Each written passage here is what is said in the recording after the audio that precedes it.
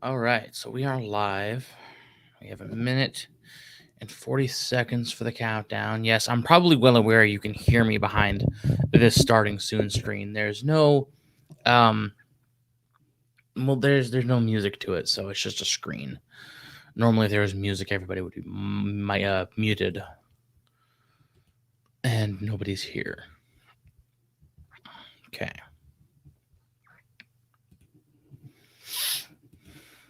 And one person's here. I can't post comments to some dish. Oh, that's right. I can't post comments to my personal Facebook page.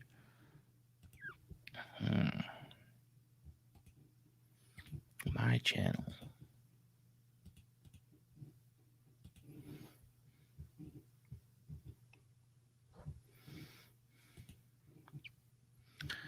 All right. Yes, I am live. 45 seconds. Oh. Oh, shit. 45 seconds. Fuck. It's picking myself up. I don't have my headset on today because I'm not actually talking to anybody. God damn it. Where's my mouse? All right. Here we go. All right. Let me share this. All right. Copy. Here you go.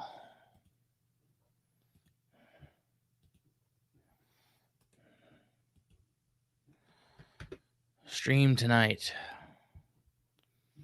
Oh shit, I didn't put my Atlantean and TWOOD logo either. Hello. All right. Yes, Debbie, I can see you. I can't comment because don't be laughing at these shades. These shades are fucking fabulous, okay? Thank you. And look, okay, they're a new pair I got today. And they're not necessarily going to be replacing these ones. I fucking love these ones. These are awesome. My best friend gave me these indirectly, but he gave me them. But these are fucking cozy. That, and you can actually see the reflection of everything, which is not necessarily a good thing. But, all right. Let me turn this off for a second because I just make sure. All right. You know, you could always just open them up over here instead. And it's just going to show.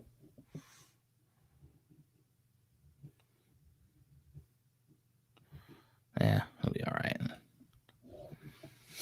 Yeah, it works. Hello, Happy Dinosaur. How's it going, man? Yeah. So,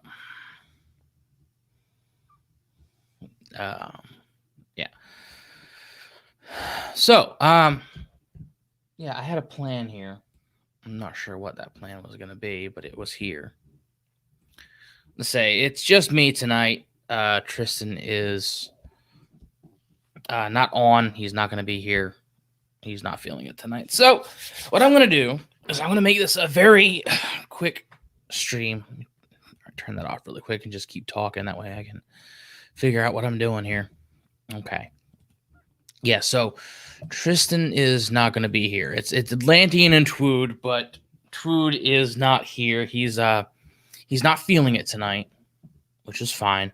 We were originally going to do another Sacred Cow, which is very fast because a couple weeks ago we actually did our first Sacred Cow slaughter on the Alien film, the very first Alien film. Now, for those of you who don't know, a Sacred Cow is a term used to describe usually an idea, but it can be a thing. It can be, the idea of something.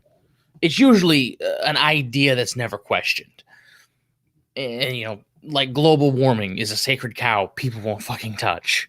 It's one worth discussing, one worth taking down, but people won't talk about it because, they just won't question it. Anybody who does is labeled, science denier. But it's not necessarily the case. That's what you'd call a sacred cow, something that is held so firmly to a certain belief, whether it doesn't have to be a good belief or a bad belief. It just has to be a certain belief that's never questioned. In the case of most sacred cows, it's something that you should never question because Tasty sacred hamburgers. So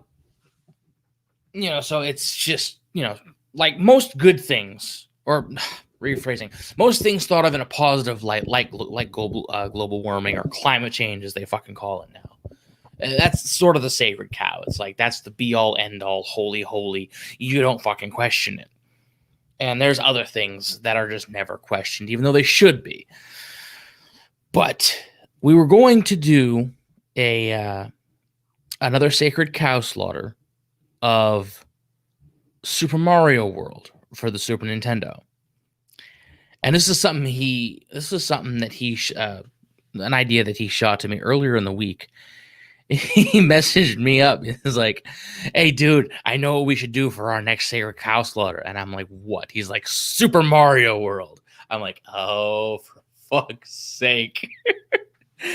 Because last time we did Alien, and actually went a lot better than I fucking intended. It also didn't necessarily go the same direction I intended, but that's really beside the point. Oops. So what we did, but that's what we're doing next week, or whenever he gets back. It's probably going to be next week. Because a couple weeks ago, we did the one on the Alien, which is something I have to cut up and edit, and it's going to be posted as its own video. I'm going to edit it up, with its special little intro video. I'm going to take the Atlantean and TWOOD thing out, and it's going to be its own thing. So there's that. But yes, tonight it's just me. There's nobody else. Hello, Cooper R.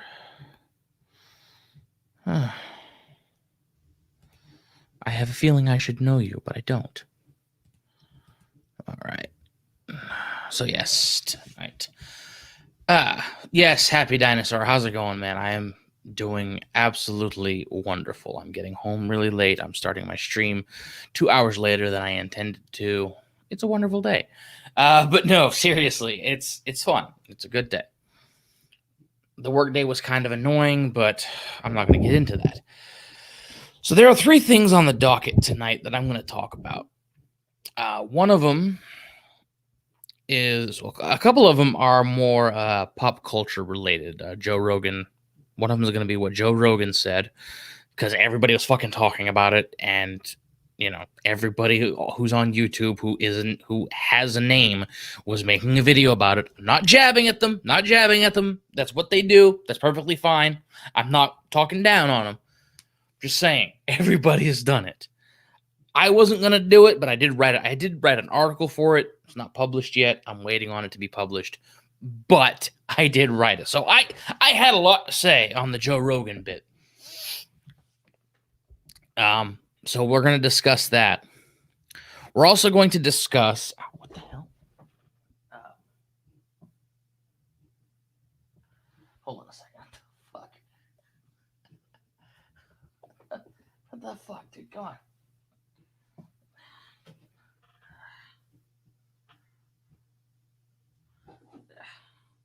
We're also going to discuss some relatively new stuff about Gina Serrano on Twitter, a Twitter drama, right? And I'm so sorry for that noise. I am so incredibly sorry for that. Let me turn this back on. Is that good? Perfect. So that's what's going to be there. But the Gina Serrano bit is actually relatively, like 3 days ago, I think. Not even. Although it's been going on for some time. Because she's a celebrity. She's a blue check mark on Twitter. I don't say that with any disdain. She is a blue check mark. And everybody was going on. Okay, let's put this into perspective. For most people who are on Twitter, you more than likely follow political bullshit. Which means you follow what's been going on in the country. Whether you're for or against, doesn't fucking matter. You follow it. And people who are in favor of the psychoticness going on have, to say the very least, tried to browbeat the people who don't follow who don't uh, fully support the craziness going on for very well reasons. But that was going on there. It's a floating head. Yes, it looks amazing. I keep forgetting that I have a black. It's not, the fucking thing isn't black. God damn it! It's blue. It's dark fucking blue. If what happens again? Oh, the sacred cow. Yeah, hey man, if you want to join in next week for the sacred cow, I'll send you the link. I'm sure you have a lot to say about Super Mario World, or at least about Yoshi. But I'll leave the dinosaur jokes for you, man. That's your specialty. So we're gonna talk about that. I'm gonna try and get the screen share to work. I can't say it's gonna work all that wonderful. Oh, good God, these are brushing against my eyebrows and they're fudging. They're fucking smearing up already. Oh, Jesus. All right, come on, you motherfucker. So, yes, Mark Krell. Hello, sir. Yes, it's a floating head. It's a floating caveman head of all things. So, yes. Now, oh, and the third thing we're going to be talking about, which is more or less going to be the main event, shall we say, is something that I intended on doing a video about this for the longest fucking time.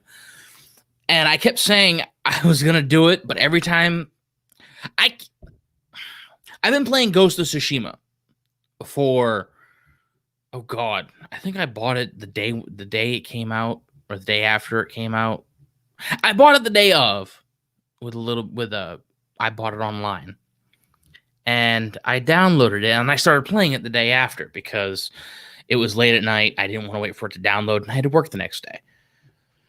But what I've been doing there with that is I've been saying, because I got drawn in and I kept saying, you know what? I'm going to play for a few hours.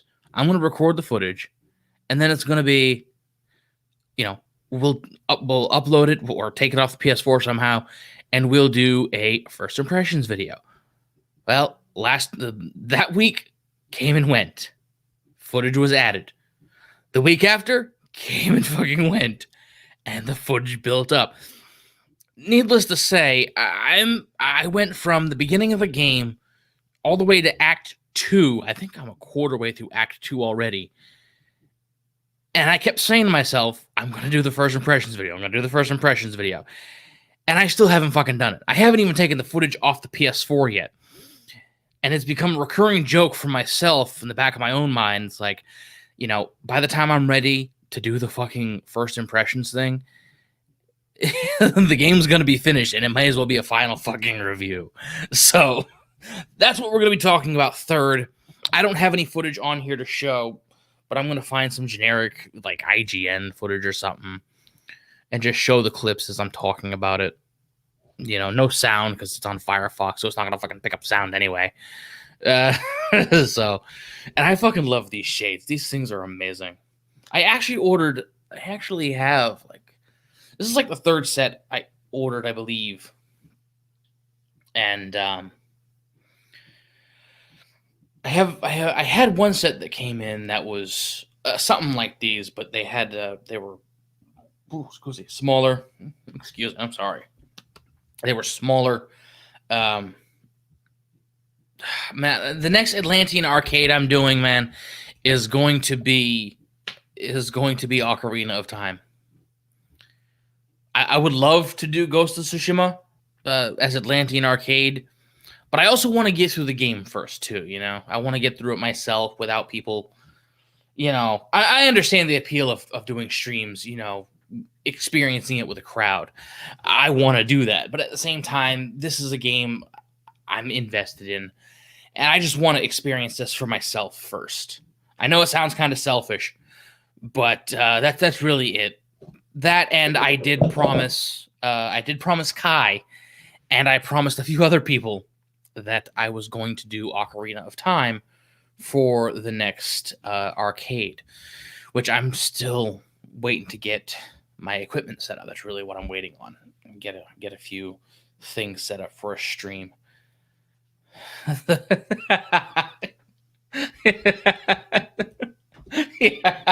Yeah, right. Get a little red fucking Atlantean model, you know, the little red skinless bastard with a little floppy head, you know, just a floppy jaw. Yeah, God, fucking sound effects. Jesus, man. But yeah, no, I might do it at a later date.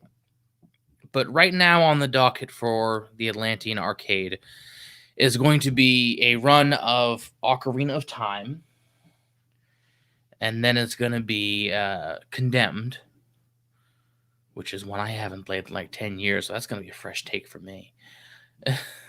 I played it like 10 years ago. I love the game, but I never played. For some reason, I got rid of it. And also, the next one, so the next two games I'm going to be doing is going to be Ocarina of Time and Condemned. I suppose I could try and set it up to do for the third one, but I want to be able to do it from my computer and have the video set up and all of that stuff. I don't know if it's going to work too well from a PS4, but we'll figure it out, I suppose. But yes, that is a good idea, man. I will keep it in mind, even if it's not, you know, even if I get to it when the game is not hot and everybody's talking about it. Although I think people are going to be talking about it for the long fucking time. Like I said, I love that game. I absolutely hate open worlds, but you know what? We'll get to that in a second. So, first thing on the docket. Yes, I'm turning the camera off because the reflection of these glasses is gonna go through these fucking sunglasses and blind the fuck out of me for some reason. So, I'm doing that for right now. Thank you, Fandom Collective. So much awesome. Oh.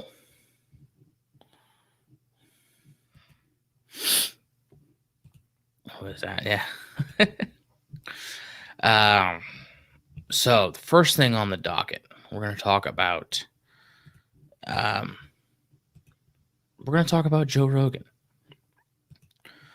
For those of you interested. Now, let's say I don't have anything to screen share for this one, but I am going to be reading, so that's why I have the camera off, because I'm not really, you know. But yes, so everybody seems to know about this and what's going on. And it started, how long ago did it start? Beginning of August? What was the date on this? I don't know. It was definitely before August 3rd. That's when I started writing this thing. But the main quote itself, like I said, I can't screen share or anything. But actually, I don't think I can screen share. Maybe I can screen share, but come on. Select window or screen. I don't know if that's going to allow. I don't think that's going to pick anything up. The action.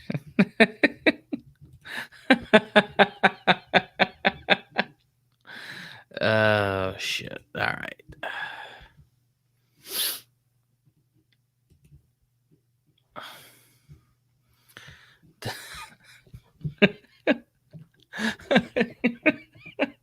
Yeah, I gotta do this, man. I gotta do this.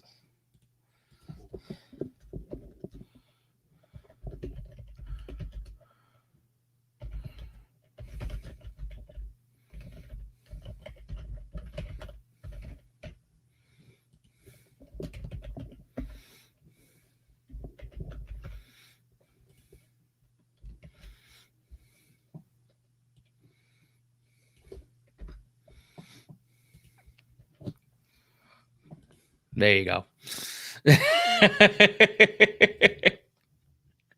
Thank you, guys.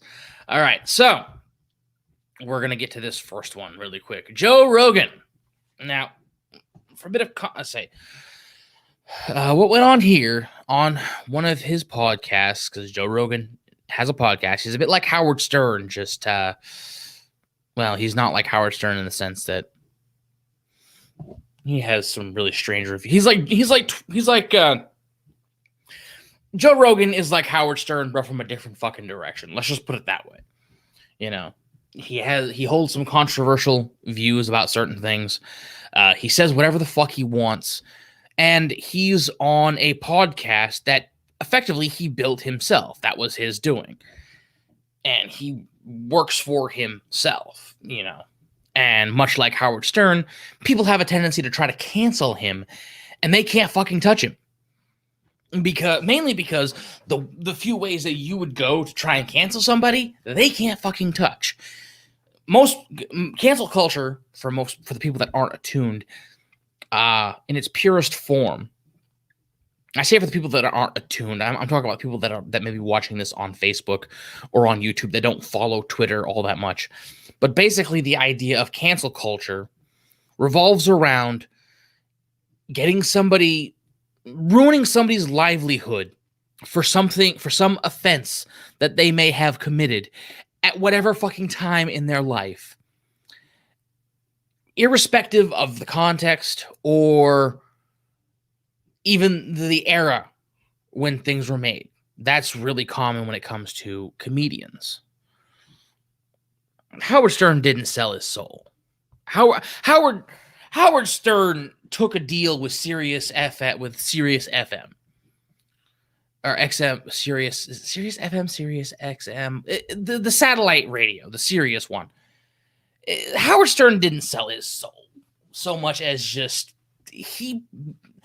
Howard Stern is a controversial figure, plain and simple. Really, I wrote an article about that a while ago when he was talking about when he made that quip about Trump supporters how Trump and his supporters should inject bleach into themselves and see if it works, you know. And they were making the joke about, you know, it would be funny if he did that and all of his supporters did that and they injected themselves and they just dropped dead. I'm butchering what he said. I don't have the quote directly in front of me. I mean, personally, I find it kind of funny how he said it. I don't find the idea of it funny because I'm not an idiot. I'm not taking him fucking literally. And I know some people aren't going to like that because it was mostly conservatives freaking out about this. But he wasn't necessarily being literal. And that's Howard Stern in a nutshell. He says controversial things mostly to be funny. But this isn't about Howard Stern. It's close, but it's not about Howard Stern. But that was kind of funny. It was a case of Howard Stern being Howard Stern, really. I mean, you can say he sold his soul if you like. It's fine. But, or maybe Howard Stern didn't sell his soul. Joe Rogan sold his soul. Who knows? But, you know, Howard Stern is just Howard Stern. He says shit to get a rise out of people. That's why he's on the private radio. He's earned that fucking right. Same with Joe Rogan, actually. He's pretty much earned the right to say whatever the fuck he wants. I mean, it is his own show, and, you know, a place like Spotify, if Spotify is giving you a deal, and you're a guy who can say whatever the fuck you want on your own podcast, there's no way you're going to get canceled for saying what the fuck you want. But I'm getting a bit off on a tangent. So, recently, Rogan, what did he say? Where is that quote? Now, he said, the one thing people are latching on to is one tiny little part of what he said about video games being fun. He went and said, like I said, this is just a snippet of the entire quote. He said, video games are a real problem. You know why? Because they're fucking fun. And on that line, on that particular statement alone, absent any context, yeah, it sounds like he's going after gamers. It sounds like he's saying video gaming is a waste of time. But when you listen to that full 4-minute clip, well, he's saying a lot of other things as well. You know, he's saying, what was he saying? Oh, God.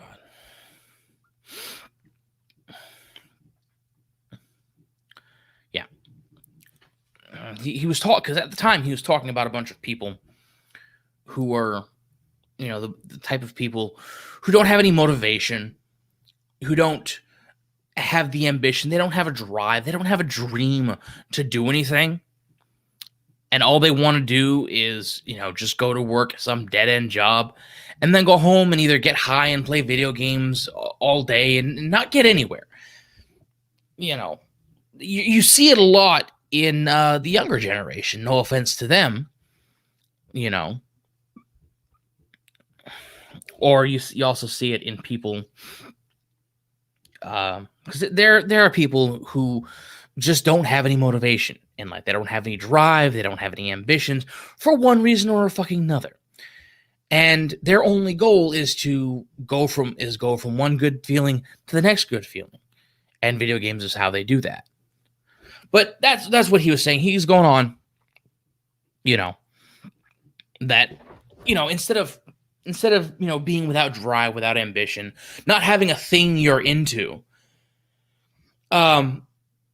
instead of finding something to do without having that, these people are just lounging around doing fuck all in their free time, if they even work at all. And he went on to cite, you know, pose examples of, he went on with the example of like a guy who does jujitsu in his spare time. You know, like he works, but he has, you know, he wants to do jujitsu, and he wants to learn a skill. He wants to learn learn how to do something, how to be productive, how to feel good about himself with jujitsu. I don't know how you be productive with a martial art like jujitsu without, you know, basically becoming a jujitsu instructor. But that's really what he was going for. That was, you know, the example he was kind of leading into. Something that's a sort of thing that you can do, you know, that you want to be into outside of whatever your everyday work is, and then just follow that. And then work on that every so often. And your ultimate goal is to be a jujitsu instructor because you see other people doing it. And, you know, and that's what you want to do with your life. You want to learn jujitsu. You want to be better. You know, you want that drive of self-confidence, that better image, because that's, you know, working out in something like that, that's generally what's going to happen. You're going to get fit. You're going to, you know, you're going to have more confidence in yourself and whatever the fuck you do, whatever pep talk bullshit that you heard in old karate commercials back when you were fucking 8 in the mid 90s, that kind of shit, just not as cheesy.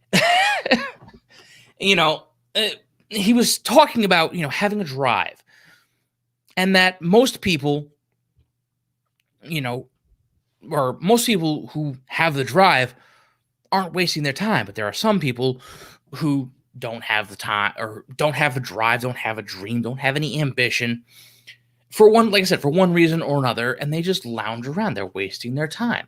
They don't have any like, it's one thing for video games to be a pastime, okay, as a form of entertainment, to just sit down and relax. Like if you're working 60 hours a week and you're busting your ass and you're, you know, working to make a living for yourself, sitting down and binging, you know, maybe 7 to 10 hours on a video game in your free time, like with your couple days off, yeah, is it a waste of time in a certain sense?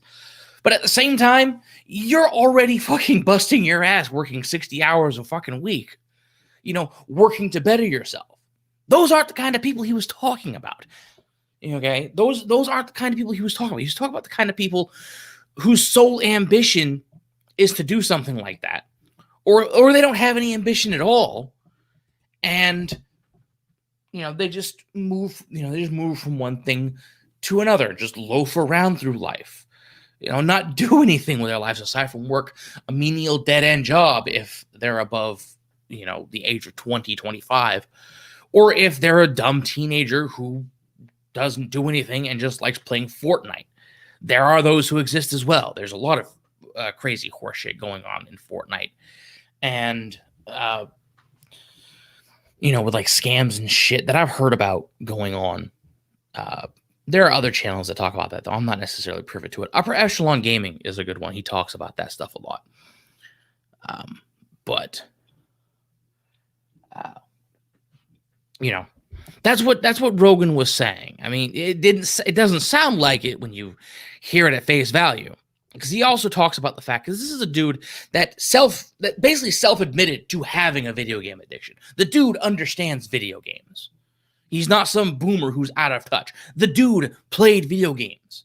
He struggled with a video game addiction. I think it was with like Quake or something. He would just sink time and time and time into it and not do anything else. It just consumed him.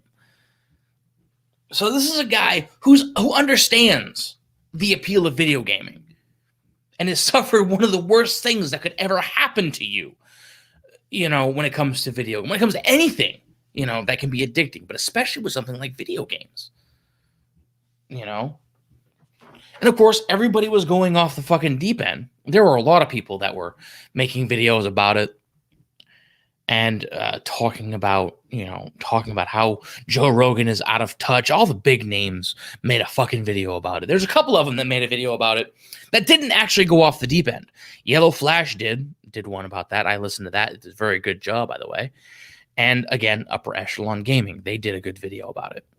Or he did a good video about it. I say they, but I think it's the same guy that does the videos on Upper Echelon. I'm not entirely sure.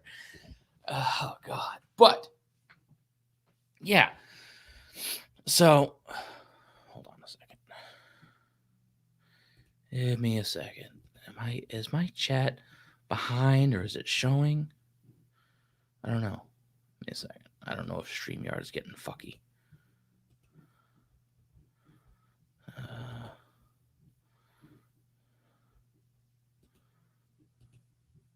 Okay, no, okay. It's still going pretty good. I'm sorry, I didn't mean to cut myself off. I thought my StreamYard was getting a bit fucky because I'm not seeing anything show up. The last comment I see is this one, Happy Dinosaur, talking about Howard Stern if he hadn't sold his soul. But anyway, where was I? Oh, yes, Joe Rogan and the creators and people going crazy.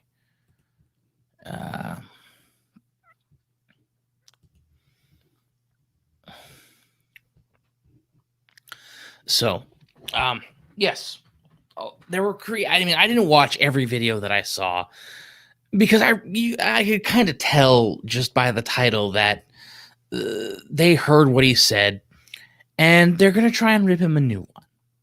And it's like normally I don't just look at the titles and say, okay, I know what they're gonna say. But in this particular case, it's like you really only have one or two ways to go. You either like what he said, or you sort of understand what he said and kind of agree with the underlying message, or you think he's out of touch and doesn't know what the fuck he's talking about. There's no real middle ground there. I mean, unless, of course, you count the fact that, you're the strange point where you understood what he was saying, but you think he said it wrong, of which I'm sort of that mindset. What he said came out wrong in a certain extent, but his meaning was fucking on point. And I'm standing by that, And like I said, a lot of the big creators, there were a lot of people that went off on Joe Rogan. They were talking about, video games aren't a waste of time. You can make a living off of video games if you're good enough. And there are people who could do anything in the video gaming world. And there are some channels that go on about how they built themselves up. Based more or less based around video games and geek culture. I say, I'm not saying this to start a fight or to name drop anything, but I watched Jeremy's video from Geeks and Gamers on that, and Jeremy made a lot of good points, and I'm it's like, yeah, you can build yourself up doing something like this, but I'm thinking to myself, it's a good point, but at the same time, you guys are the exception to the rule. That's the exception that proves the rule, But these people they went on saying, it's like Joe Rogan doesn't understand video games, and like I said, I'm paraphrasing a little bit because this is the basic overall message that was going on. He doesn't know what he's talking about. He doesn't understand video games, and he doesn't understand what you can do with it.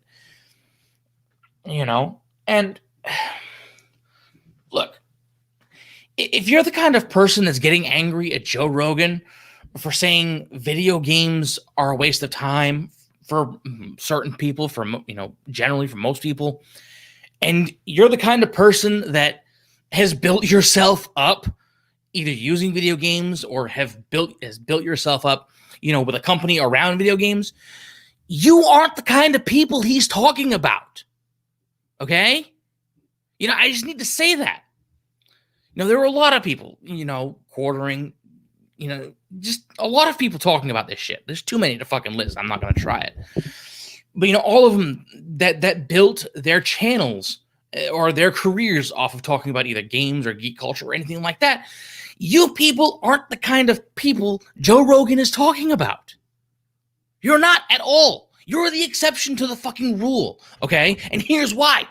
All you glorious motherfuckers who have built something with your talents, shall we say, your drive to build a successful company, a successful website, a successful YouTube channel based around gaming or talking about gaming culture or talking about anything of that nature involving video games, you guys aren't part of that group he's talking about because you have had the ambition to build what you've built.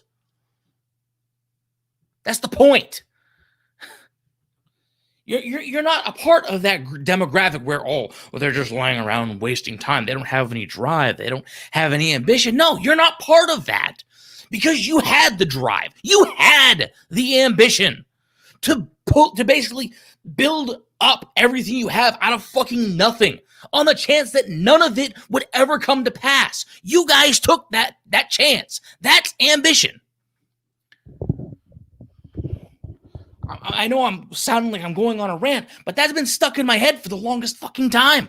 Watching all of these videos, all of these people, all of these big YouTubers going on saying like Joe Rogan attacked gamers and everything's like, motherfucker, no, he didn't. I mean, sure, did what he say hit a bit close to home? Yeah, sure it did. But at the same time, from a certain level, from a certain perspective, the motherfucker is right.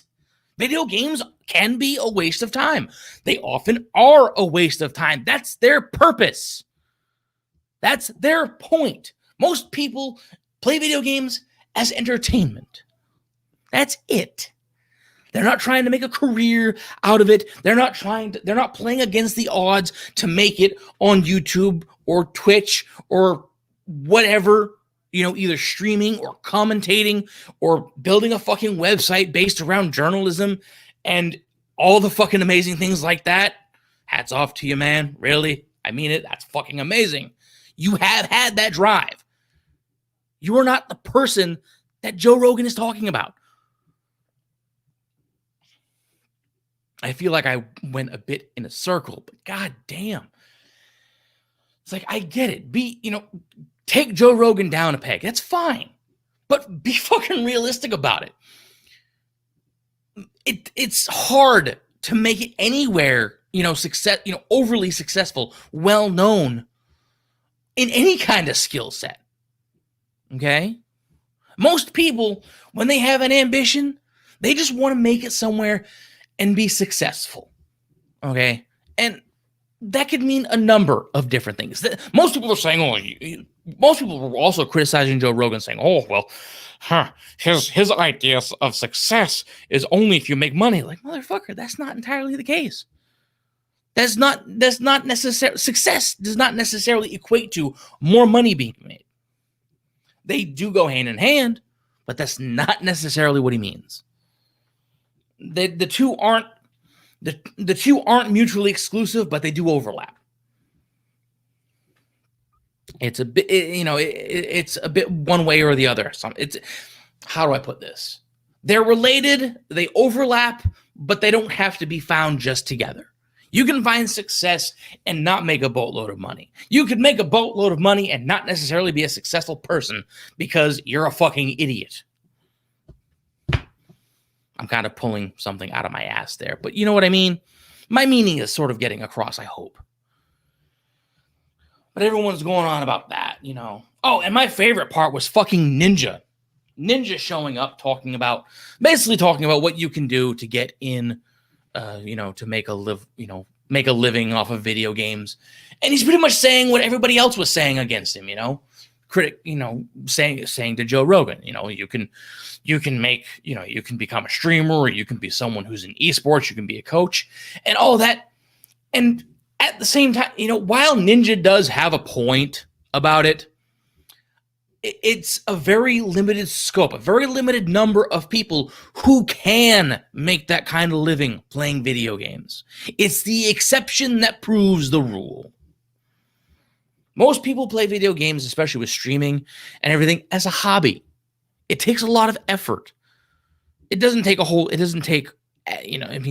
take a lot of effort, like skill-wise, to, say, make videos about video games, reviewing them, talking about them. The Geek Critique, has made a fucking channel talking about video games and playing video games. He's done a fucking amazing job. There are plenty of YouTubers that make successful channels off of talking about them. There are others who make successful channels off of playing them. But even in the scope of things, it's not a high number of people. More often than not, people trying to make a living doing something like that aren't going to get very far for one reason or another. I'm going off on a bit of a tangent, but more voiceover. Oh, he's not talking to me. Never mind. All right. Yeah. No, that's fine. There's nothing wrong with him expressing his opinion. It's not necessarily what I was talking about. And, I'm fine with people clapping back at him. That's great. Go for it. But it's just, it kind of makes me chuckle when everybody is going at him, kind of angry, like, this sort of righteous indignation, like, harumph, I say. Video games aren't a waste of time. I've made a career out of video games. You're not the kind of person he's talking about, motherfucker. For plain and simple, if you've made a successful career and you had that ambition to do that and to play against the odds to do that, you're not the person he's talking about wasting their time. Because you had that ambition to make something of yourself, even if it was for something like playing video games or streaming or becoming an esports. Because let's be fucking real, it takes a lot of fucking skill to become a successful esports player. So I just think it's kind of funny that some people were getting a bit sniffy at Joe Rogan for saying that. Sorry, I need a drink. I meant to stop by the store and actually pick up some real drink, because that's what I've been dying for a fucking beer, and I didn't fucking stop by the store to get any. So I'm drinking half flat warm Pepsi, which is just as good, but not doesn't hit the spot as well as beer would right now. So there's that, Joe Rogan. I'm done talking about it. I said what I needed to say about that.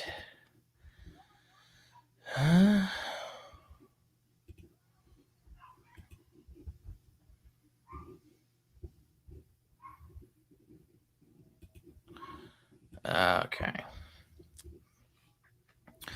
So yeah. Joe, I'm just going to weigh in with my opinion. Joe Rogan isn't wrong. For most people, it's a form of entertainment. So obviously they're not wasting their time if they're using it as a way to relax. But if you're the kind of person who doesn't have any motivation, who just, surrounded by people who don't give a fuck, and you're just kind of that mindset, and you just laze around from one day to the next, and you know, you don't even have an idea of what to do and all of that.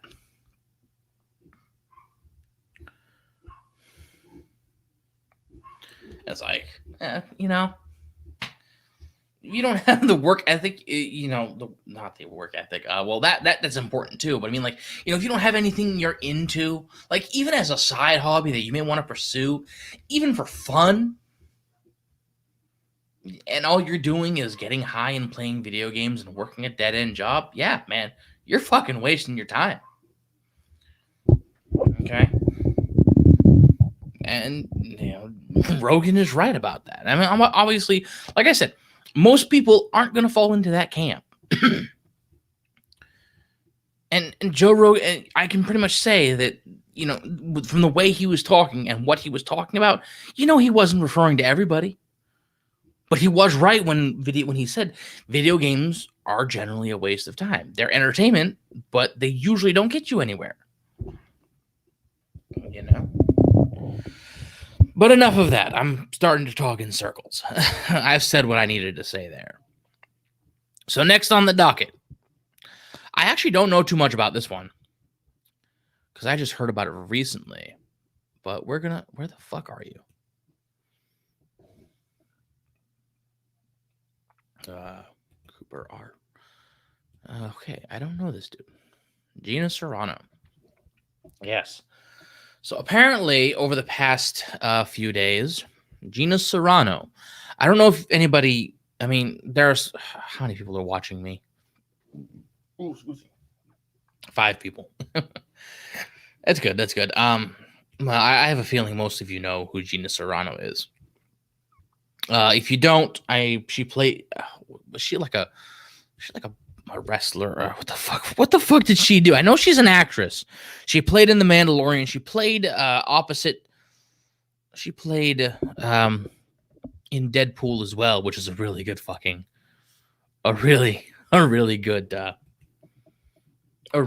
role that she played. What did she do? That's right. She was an MMA fighter. That's what she was. I was gonna say she was a wrestler or something, but she's an MMA fighter. Oh, yes, that's right. Yes, thrift store. Yes, thank you. Happy. That's. I don't know why I was gonna say wrestler. I'm thinking of who the fuck am I thinking of? Fucking. Oh fuck. God damn it! I know her name and I can't think. I haven't thought about her in a while. So, yeah, you know that's you're moving yourself up. That's what you want to do. You know, you want to be good at what you do. You know, even if it is something like that. China. Yeah. Oh man. Yeah, she's an MMA fighter. You know.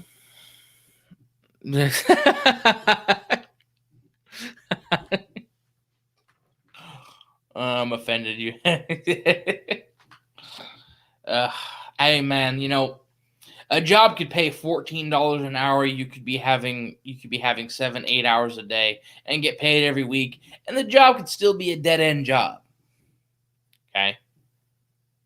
You know, if you don't have any room for movement, or if the job you're in doesn't necessarily have a career except for most extreme circumstances, it's a dead end job. Doesn't matter how well it fucking pays.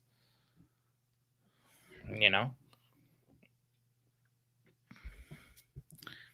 I know I don't really believe that you have no, that's not who I was thinking about. I was thinking of what the fuck? She was an MMA fighter and recently no, not China. China was a WWF wrestler. She was never an MMA fighter. Ronda Rousey. There we go.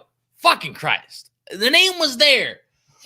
And like I said, I haven't thought about the woman so in a fucking long time. She's never crossed my mind. So I fucking forgot her name. Ronda Rousey.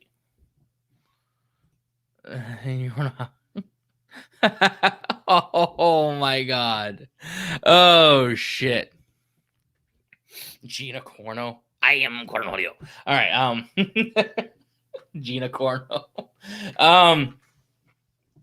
Oh shit. You know, if you weren't saying no. Oh, fucking hell. That's too funny, man. It's probably going to get my fucking channel struck if someone sees that or takes a fucking snapshot, which they probably fucking will. All right. Oh, God almighty. Let's turn this back on. All right. So, that was good. Yeah, fucking, that's not going to work right now. I got to get a different setup if I'm going to wear these. It's just, there's nothing worse than wearing sunglasses and having that reflection stare right back at you in the fucking camera. And it's like, my fuck. Yeah, my eyes just went cross-eyed, you know, underneath the fucking sunglasses. Amanda Lucas, daughter of the creator. I don't know who Amanda Lucas is. But yes, Gina Serrano. I guess a few days ago, like I was saying earlier in the beginning, she's a blue check mark on Twitter, which means she's a verified Twitter user, and she's likely somebody who has a lot of clout, shall we say. You know, they're usually a star or a well-known figure of some kind. That's how you get the blue check marks. What the fuck? Tristan wants an invite? All right. Well, Tristan's going to be joining us, I guess. Give me a second, buddy. Give me a second, sweetie. I will get you in here. I guess Tristan is going to be showing up. Okay. She is the daughter of George Lucas. Oh. An MMA fighter. Are you trying to say MMA, Markrell? You're saying MME. It's like, okay. I'm sorry. It's like, I'm not jabbing at you, man. I'm genuinely asking. All right, motherfucker. I love these fucking things. Yeah, Tristan, I'm coming. What is that? That is not the link I want to send him. That is the YouTube link. That is. All right, give me a second. I'm sorry. I'm cutting into my own fucking stream here because I'm trying to fucking do this shit. All right. All right. There you go, buddy. There you go. Enjoy yourself. Yeah.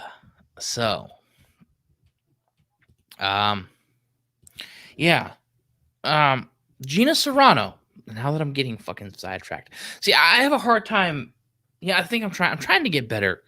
Not necessarily speaking, but keeping my thoughts in focus and trying not to rant too much. Well, ranting is fun. What the fuck am I talking about? Ranting is fucking amazing. But let's see. Gina Serrano. Like I said, she's a blue check mark, and which means she's verified. She's a star. You know, basically what I just said. And in case, like I was saying earlier with Twitter drama, if you're on Twitter and you follow the Twitter drama, you'll know that most of these people on fucking Twitter, you know, especially the blue check marks, not all of them, but a good number of them, especially the Hollywood elite, they're going out and lighting the fucking virtue signal, you know, spreading the hashtag Black Lives Matter or BLM and the little black emoji fist with black and the slightly lighter black, and then like an even lighter shade of black. I don't fucking know. But they're going on with like Black Lives Matter and, you know, that stupid shit. And I guess recently she made a post. I say I didn't hear about this initially. See, what are you doing? I'm driving. Oh. I'm alive. Can you see me? I don't even know if you can see me. I can see your leg. Where are you headed? I'm in Brewer at the moment. If I head to Holden, I will lose my signal. But I wanted to jump on the stream before you got off. You wanted to interrupt the solo stream. Okay. Yes, you know what? Hey, it's good to have you here. Yeah, no, I'm either that or I could come buck you, but it's kind of late. I'm getting down. It's not going to be a good idea tonight, man. I got to work tomorrow. Yeah. But Shit, are we on the stream? huh? Are we on the stream? Yeah, I've been live for about an hour now. Oh, nice. Oh, Yeah, no, I've been kind of busy. So. All right. Yeah, happy dinosaur, man. Have a good night, brother. Oh no, he's already leaving.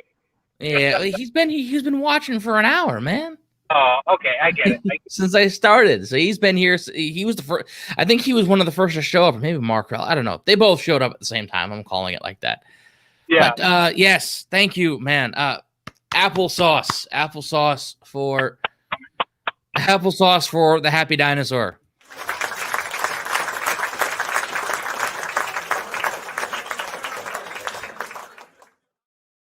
Yes, so applesauce for the dinosaur. But I was talking. You can get a good angle of me from the cup holder. That's not bad at all. Yeah.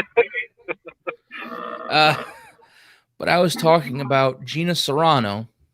Yep. And So what about Gina Serrano? Markrell commented is like, well, I know BLM comes first, but can't we just say every other life comes second? I think that's what everybody else is saying already. Yeah. Everybody else is like, yeah. Actually, no. I mean, when you really think about the idea of Black Lives Matter and that stupid shit, when you look at their actions, they're not saying that Black Lives Matter in addition to other lives. They're pretty much saying only Black Lives Matter, motherfuckers. Yeah. And it's like, oh, God. I'm not going to get too much into a rant, mainly because I don't have any fucking thing to rant about. They're all stupid. Yeah. You know, what their name means doesn't mean what they think it means anymore. It's been co-opted and twisted by the motherfuckers that, well, are doing what they're doing. Yeah. But Gina Serrano, like I said, this is a bunch of Twitter drama. I said Gina Serrano so many fucking times that I never actually got to the fucking point yet because I kept getting sidetracked. But Gina Serrano says, like, I haven't heard of this story at all, so you'll have to repeat me. That's what I'm getting to. A couple, say on the 3rd. Because what's been going on with Gina on her Twitter is that, like I said, she's a blue check mark. You know how blue check marks are on Twitter. Yeah. They're most of them are Hollywood elites, and they're lighting the fucking virtue signal, and they're saying every sort of SJW bullshit thing that you can say, just to get signal points, virtue points. Like, yeah, I believe this. Yep. And it's like, okay. So what is she famous for? Like, what has she done? Well, she hasn't done it. What she hasn't done is make a post talking with a hashtag BLM. Yeah. That's what she didn't do. Oh, and people are giving her shit about it. Well, people who are heavily in support of Black Lives Matter, I hesitate to use the term SJW because they're not because SJW is a bullshit term that's been badly co-opted by actual SJWs to use against SJWs.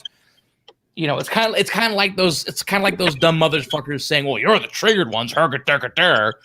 Yeah. It's like, it's not necessarily the case. That's not how that works. It's like the Karens using the word Karen to describe everybody else. Yeah. Like, I'm sorry. You can't be a Karen and call everybody else Karen because you don't fucking know what it means, Karen. It's like, God damn. It's like these. I'm getting off on a bit of a tangent, but it's like these motherfuckers. They're trying to co-opt words that they don't fucking understand why they're being used against them. Yeah. Because when you're inside the mindset of these motherfuckers, they don't view themselves as insufferable, overzealous, angsty, cunt heads, basically. Yeah. They don't view themselves as this obnoxious bully that they're making themselves out to be. They think they're just responding and talking to you and sharing an opinion. That's why they go out. That's why when somebody counters their opinion, they go ape shit. when they say you're triggered, it's like, oh, I'm not triggered. You're the ones that are triggered. They don't have the self-awareness to realize they're not just sharing their opinion. They're not just, saying what they believe in a reasonable and logical manner. No, the words coming out of their mouths are racist, are istophobes, basically. And to them, it makes sense. To them, it's rational, reasonable. If you don't agree, you're an istophobe. Yep. And these people, these are the people that try to co-opt these words. They don't understand the words they're trying to co-opt back because they don't understand the context in which it's being used. That's why the left can't meme. Yep. That's partially why the left can't meme. They don't understand the context of it because they don't see themselves as we see them. Yep. I'll say there's an interesting tweet that I responded to William Shatner. William Shatner's been dealing with some crazy shit on Twitter too. Don't tell me Shatner's gone woke. No. He's not gone woke. He's been battling people who are talking about the word cis and everything. Yep. Made a tweet about it, basically saying that these people don't understand that they're using it in a way that's insulting and degrading, and that they think it's some sort of act of retribution against somebody. And I made a tweet and responded. It's like they don't view it as an act of retribution against a single person or a single part of a group. Yep. They think it's an act of retribution against the entire collective. In this particular case, cisgendered white people, straight white people that aren't part of the LGBTQ community. Yeah. They don't view themselves as individuals. None of them value individualism. That's why their fucking identity is, LGBTQ, AAIP +2. Sometimes Y, Black Lives Matter, and their identity is everything that they subscribe to. It's not who they fucking are as a person, because they don't know what that means. And they're like, these motherfuckers, they view themselves as a collective. That's why they oust one another when one of them falls out of line. Yep. Because if you fall out of line and have an individual thought, well, you're not part of the collective. Because in the collective, there are no individuals. You're all the same shiny round pebble that looks the same as every other shiny round pebble. Yeah. So you're just a bunch of shiny round pebbles that say BLM, and that's why the NPC meme exists, because of them. They don't. Yeah, but I mean, individualism. What about the people who are like, the progressive stack is how they termed it during the 99% rallies, but it's the I'm worse, I'm more oppressed than you, therefore I speak first. They're like they try to race to the bottom. That's called that's the oppression Olympics. Yeah. That's that's something that's I'm gonna say that's an interlevel, an intercollective competition, because it's within that collective. It doesn't apply to anything outside of the fucking collective. Oh shit, Tristan, we lost you, buddy. You're having fun last in the chat. Not sure about the ones just watching. It's okay. It's okay. Tristan just ducked. Okay. I think he might have lost his connection. There he comes. What did you do? Sorry.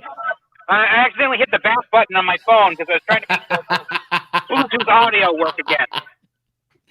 All right. But I was saying, I needed gas. Yeah, I saw that. You were at the gas station. Yeah.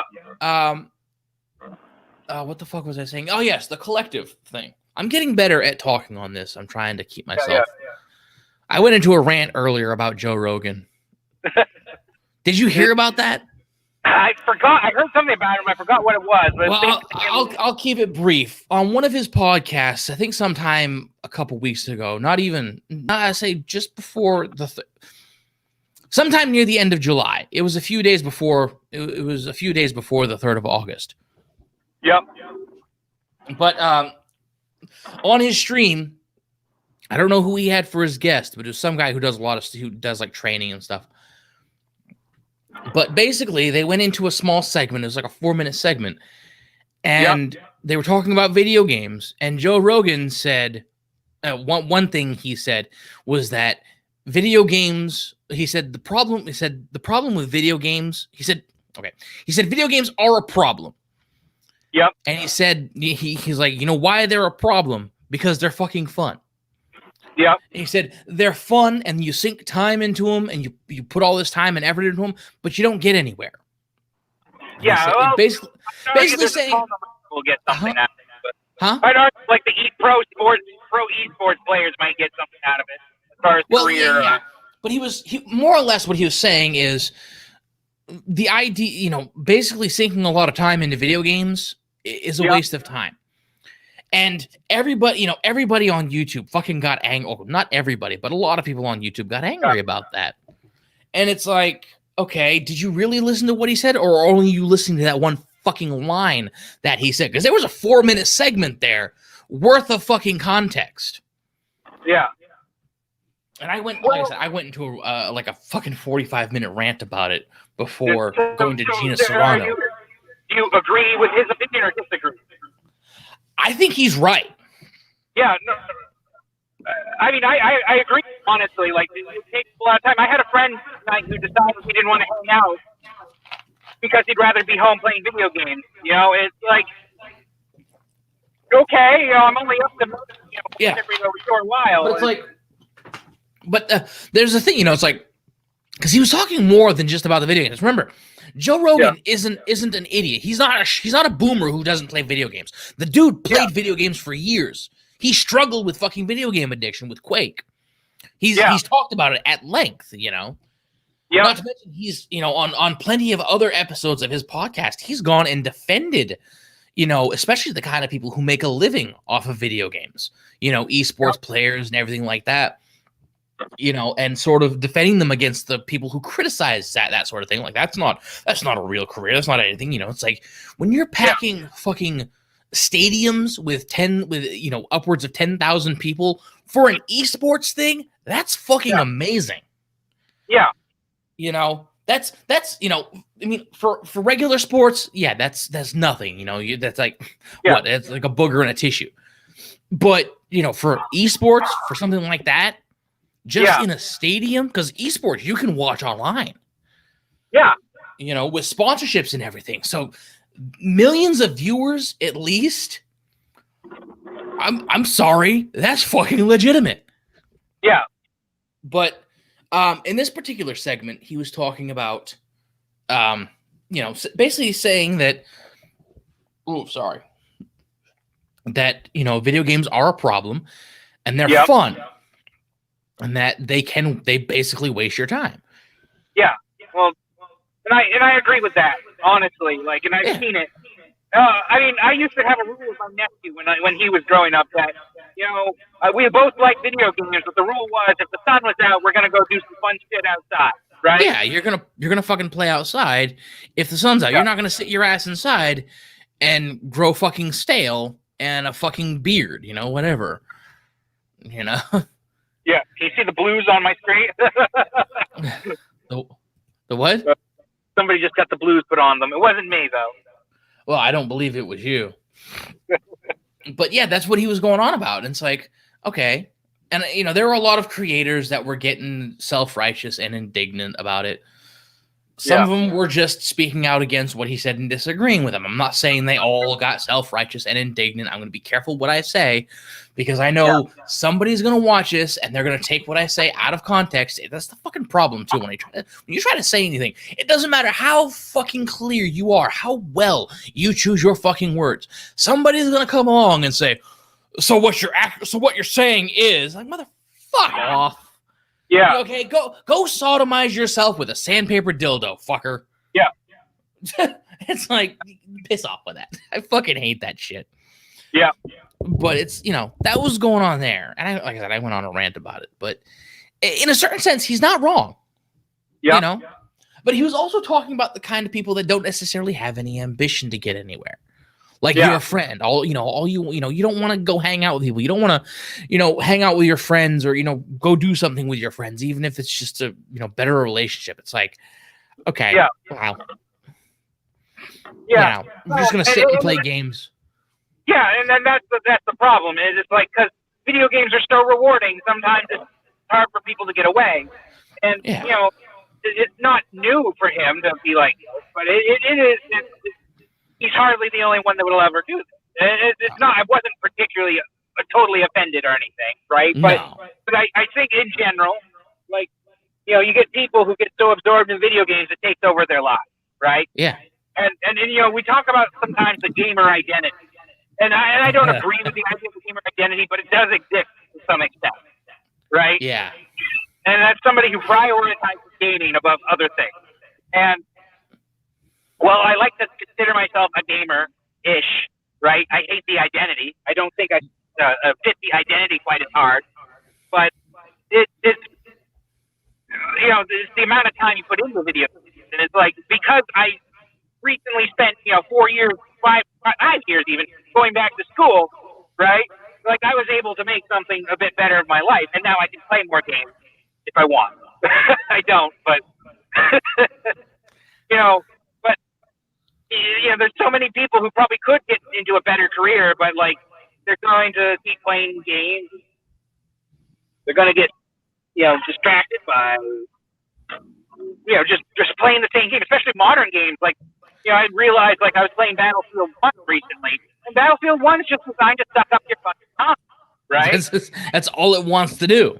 And that's fine, but like, when you start thinking about, like, every game out now is like Battlefield 1. They're all trying to absorb multiple, you know, years of your fucking life, so you just stay on that one game series, right? Like the Battlefield series is a good example, and it's I can't do it anymore. Like, there's other games I want to play, and I'm starting to kind of like, you know what? I don't want to play Counter-Strike anymore. I don't want to play Battlefield anymore. And the reason is they take up so much of my fucking time. I could be playing even better games, right? And for the time you sink into it, you don't get a satisfying experience. Yeah. You know, it's like, okay, let's play a shooter. Let's play Fortnite and spend all of our time doing these bonuses and get coins to buy some stupid little dance that I can fucking do at my high school dance and look like a fucking total tool bag. No. And yes, I'm sorry if I offended you. I just described about 3/4 of the fucking Fortnite user base. Sue me. So I'm in Bangor. Should I go to the Thomas Hill Standpipe or the Waterfront? Either or. All right, well, we'll go to the Standpipe. That's a bit. So we're on to Standpipe adventure. Oh, yeah. Hey, by the way, I got new shades. Got new shades? I'm looking down. What's up? Oh, geez. I ordered them today. I ordered them. They came in today. Nice. Yeah, fucking amazing. And next week, the next time I come down, I'll actually have to visit you. I've just been so fucking busy. Say that again? Then I'll have to visit you next time I'm up. Yeah. It'll have to be more. It'll have to. We'll probably have to either set a stream for it or just not do a stream if that's the case. Because well, next week I want to do the Super Mario World Isn't That Great edition of but I actually want to prepare for it, right? Like I'm gonna prepare a decent argument to why Super Mario World kind of shitty compared to its contemporary. We're gonna have to. That's something we're gonna have to go back and play just to make sure it's in our head. Yeah. Well, and myself for that one too.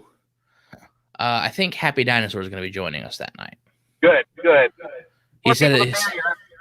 Huh? Nice more people to marry. It'd be nice to get somebody who will defend it, but. Well, hey, you know what? If it comes to being a discussion like the Alien film was, that was great. Yeah. You know, we didn't necessarily rip into the film like we wanted to, but we got a good discussion out of it. And speaking of that, I have to go back. I think I downloaded the file. I have to go back and cut that segment out and post it as a video. Yeah, that was the plan. Because I want that to be a segment on our live streams, but I also want it to be like because I'm not keeping the live streams public. Yeah, because you know they negatively affect watch time if they're that long, but they're not getting traffic. YouTube sees it as, oh, well, let's not bring watch. You know, we're not going to suggest your channel, so they're going to be unlisted or privated. One of the two. I haven't quite decided. Unlisted works, but anyway, you know that's what it's going to be. Every time we do a good segment like that, it's it's either there's going to be like a weekly highlight, or that's just going to be the segment that I post as a video. here I am at the Thomas Hill standpipe. It's far. But yeah, but back to Gina Serrano, like I was originally going to be, you know, fucking half an hour ago. What's going on with her? What the fuck? Oh, can you see it? Can you see? Oh, we're not at the. All right, we're not at the angle where we can see the top of the standpipe. Where the fuck is she on Twitter? Yes, Gina Serrano. Oh, yes, that's right. Because it's what she didn't do. She didn't light the virtue signal for Black Lives Matter or for Antifa or anything like that. And people have been haranguing on her to do it for, from what I see, what some people have said for weeks. Like there's one tweet. What she was saying. There was one tweet I saw down here. Not necessarily the tweet itself, but something she said. Something that someone said to her. And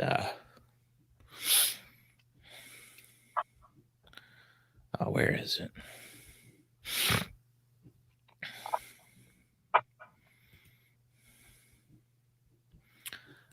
There was one that someone was saying that we've been asking you for weeks to do something for Black Lives Matter or some shit.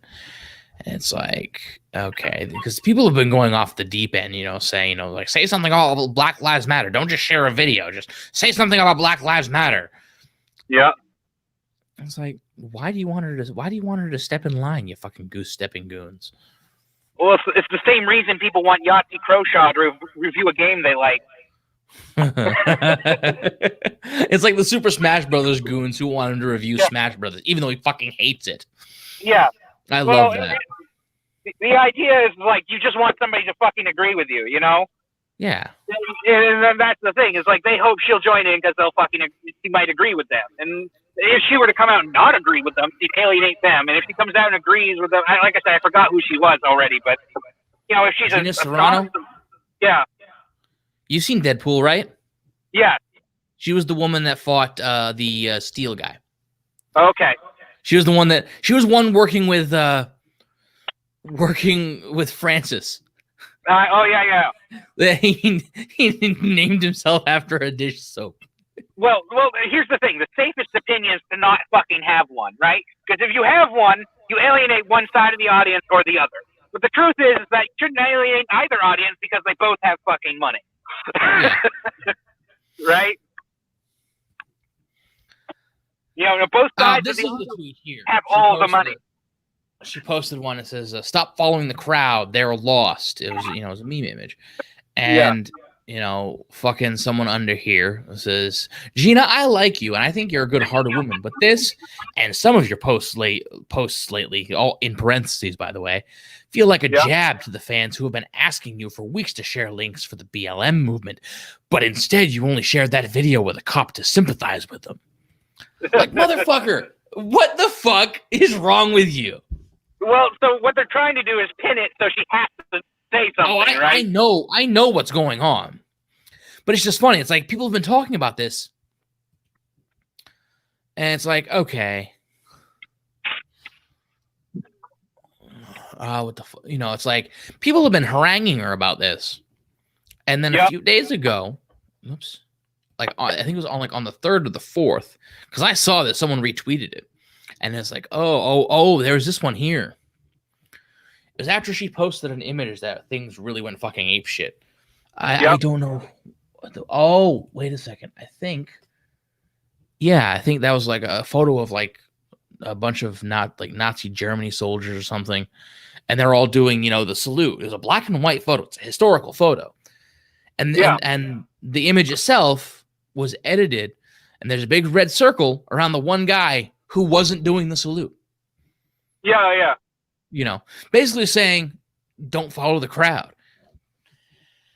And everybody's fucking going ape shit. One woman here is like, you literally could have picked a better picture to show whatever you wanted to show that didn't have freaking Nazis in it. Of course, they fucking put Nazis with an asterisk where the A are. Like, you fucking coward. Don't say Nazi if you're not going to have the fucking A in it. Yeah. It's like, Oh, and Dark Gift Comics, man. They are fucking gem on Twitter. Jeez, that's They the always second chime photo I've in seen. some of the greatest fucking things. He responds to this one like, "Did the Nazis trigger you? What's more powerful than standing up to and turning your back on one of the greatest evils of all mankind, and do it all for the woman that you love? Seriously, give me something more powerful than that." And then, of course, no one said anything. The cop. I'm blind. This is fucking great. Big guy named Big Simpin on this fucking thing, on this thread is like, if American conservatives were in late 30s Germany, they'd be telling that guy that he's disrespecting the troops and should just leave Germany if he doesn't like it there. Like, you dumb motherfucker. That's not how this works. Also, the communists are far worse than Nazis, FYI. As far as kill count goes. Yes. She refused to kneel, Parrot Head, yes. The Nazis or anything, but goddamn, like the story behind the guy. The Nazis were the worst is kind of like, yeah, like we're just going to ignore all the rest of the history that, you know. Yeah.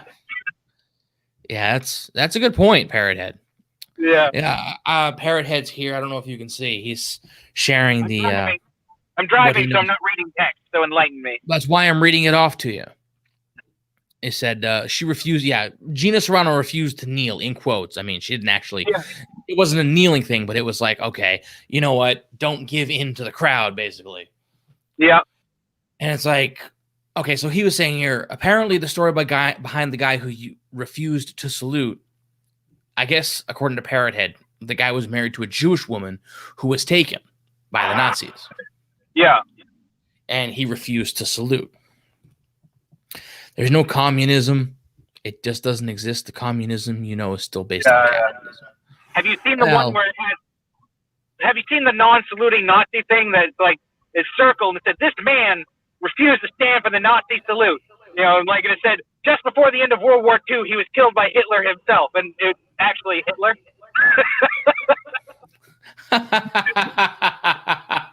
No, I haven't seen it. You have to find that. It's on my phone. I'll have to send it to you later. But yeah, that's one to trip up people who don't know fucking history or even what Hitler really looks like, and because there's a few of them out there. Now here's another good one. Mr. Campbell, it says, it's 2020. Could have kept that one at the crib with your uncles and aunts. Nobody, even with the best intentions, again in parentheses, wants to hear about the Nazis. Bad timing, especially with police brutality. And motherfucker, do you guys not understand how to use an apostrophe? Yeah. Like, oh my fucking Christ. I gotta fucking share this shit. Because God fucking damn is this. Oops. You can smell the ocean at the Penobscot today. No.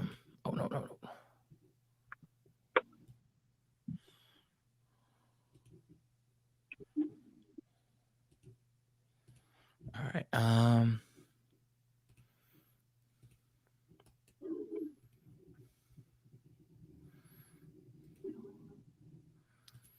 All right.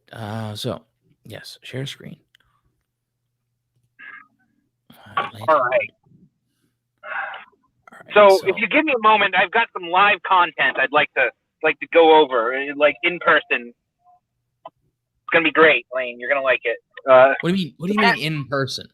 I'm gonna get out of my car at the waterfront. I'm gonna go over to a statue real quick, and we're gonna. It's called Monuments That Have Aged Poorly. Okay, you ready? All right. So while we're here, I'll say we're talking about it right now. I don't know why the fuck Chrome is wigging out, but it is. Yeah. This one right here, Sean Campbell says it's 2020. You could have kept that. At the crypt. This guy can't fucking type to save his life. I'm sorry, dude. Your typing is shit. I'm gonna say this on camera. Your typing is horse shit. Okay. Cancel me if you like. I dare you, motherfucker. You're not gonna get anywhere. I'm so fucking tired of this shit, man. I'm just like, I'm gonna lean into this as hard as I fucking can. And it's like, with your uncles and your aunts. And motherfucker can't use an apostrophe. Look at this shit. Your uncles. Your uncles what, dude? With your uncles, what do you... that is for a possessive. What is it with... What is your uncles that's with? Yeah. With your uncle's house? With your uncle's... You know what? I'm not going to go there. I'm not going to go there. That's a line too far for me right now. Yeah. And it says nobody, again, in parentheses, even with the best intentions, wants to hear about the Nazis not want to hear about the Nazis. Again, the Nazis what? The Nazis as a group? That's not an apostrophe. There's no apostrophe there. If you're talking about a group of people called Nazis, it's going to be N-I-Z-I-S, not N-I-Z-I apostrophe S. Then hear about the Nazis what? The Nazis bad behavior, the Nazis hard on for goose stepping. You know, they're tightly tuned asses from goose stepping. Well, the Nazis what? And then it goes, bad timing, especially with police brutality. Fuck off. Yeah. Fuck off, dude. Fuck right off. Okay, so you ready for my live content here? Live from I'm still going on about this. Okay. I'll walk around till you're ready. Oh yes, because that's what I was going to do a solo stream, and it was just going to be talking about those three things, and I got sidetracked. Yeah, but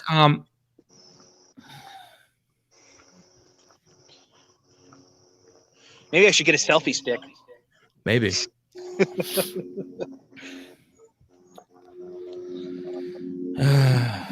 And there's one fucking dude. Literal Nazis waving literal Nazi flags and spotting literal Nazi beliefs marching in the open every day of the week. And this guy hilariously tries to gaslight, like, motherfucker, shut up.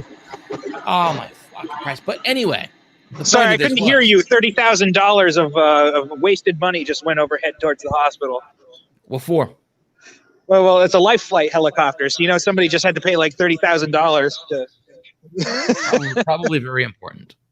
Yeah, but basically it was this, and people are going after Gina for saying we're going after for this, and she made one tweet here, that I absolutely fucking love. Is one of the greatest tweets ever, and it's like right here. I don't know if you can look. Yep, but it's like, dear trolls, psst, and she's pointing down. You know, it's like, I'm glad you stopped following me. It's like the trash took out itself. And it's like, oh, and she's like in parentheses, you know, like sort of under her breath. Oh, but make sure you keep checking in from all of your other 12 fake accounts. Like, god damn, she hit that hard. Yeah, like, you know. And then of course everybody is going on. It's like, you know, one person here that I think I follow. Oh no, I don't follow her. Thought I did. Yeah. One person goes, you know, they're not trolls. They're people trying to educate you so you can get on the right side of history. Oh, I know what kind of person this is. A fucking Raylo, a BLM. A Raylo? Have you watched Geeks and Gamers lately?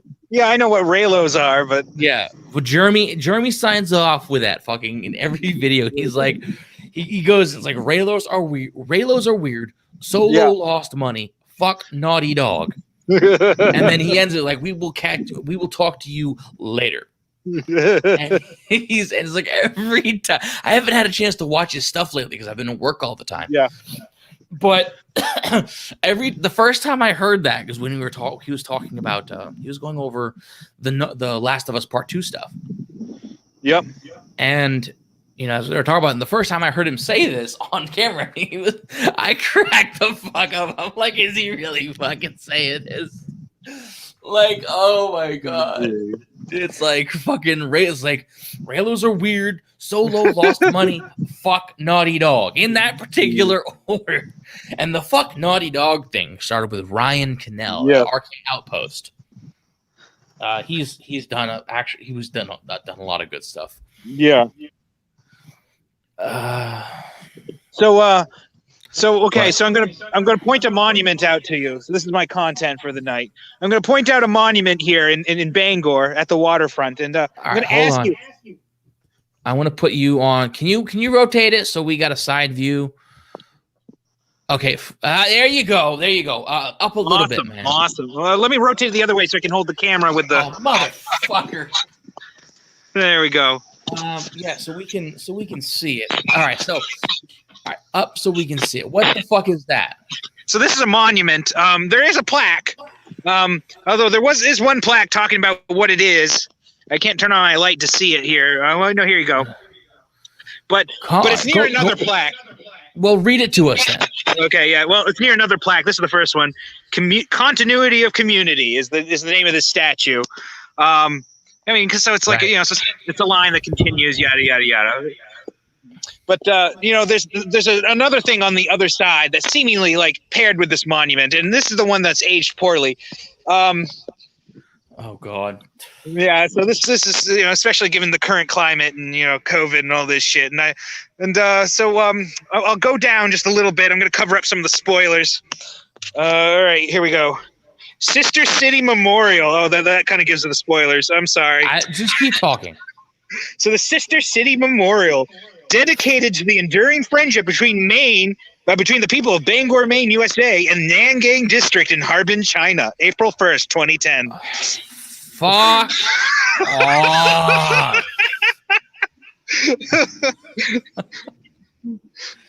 So yeah. Okay, you know what? I'm gonna. Well, just so you know, the birds are on your side.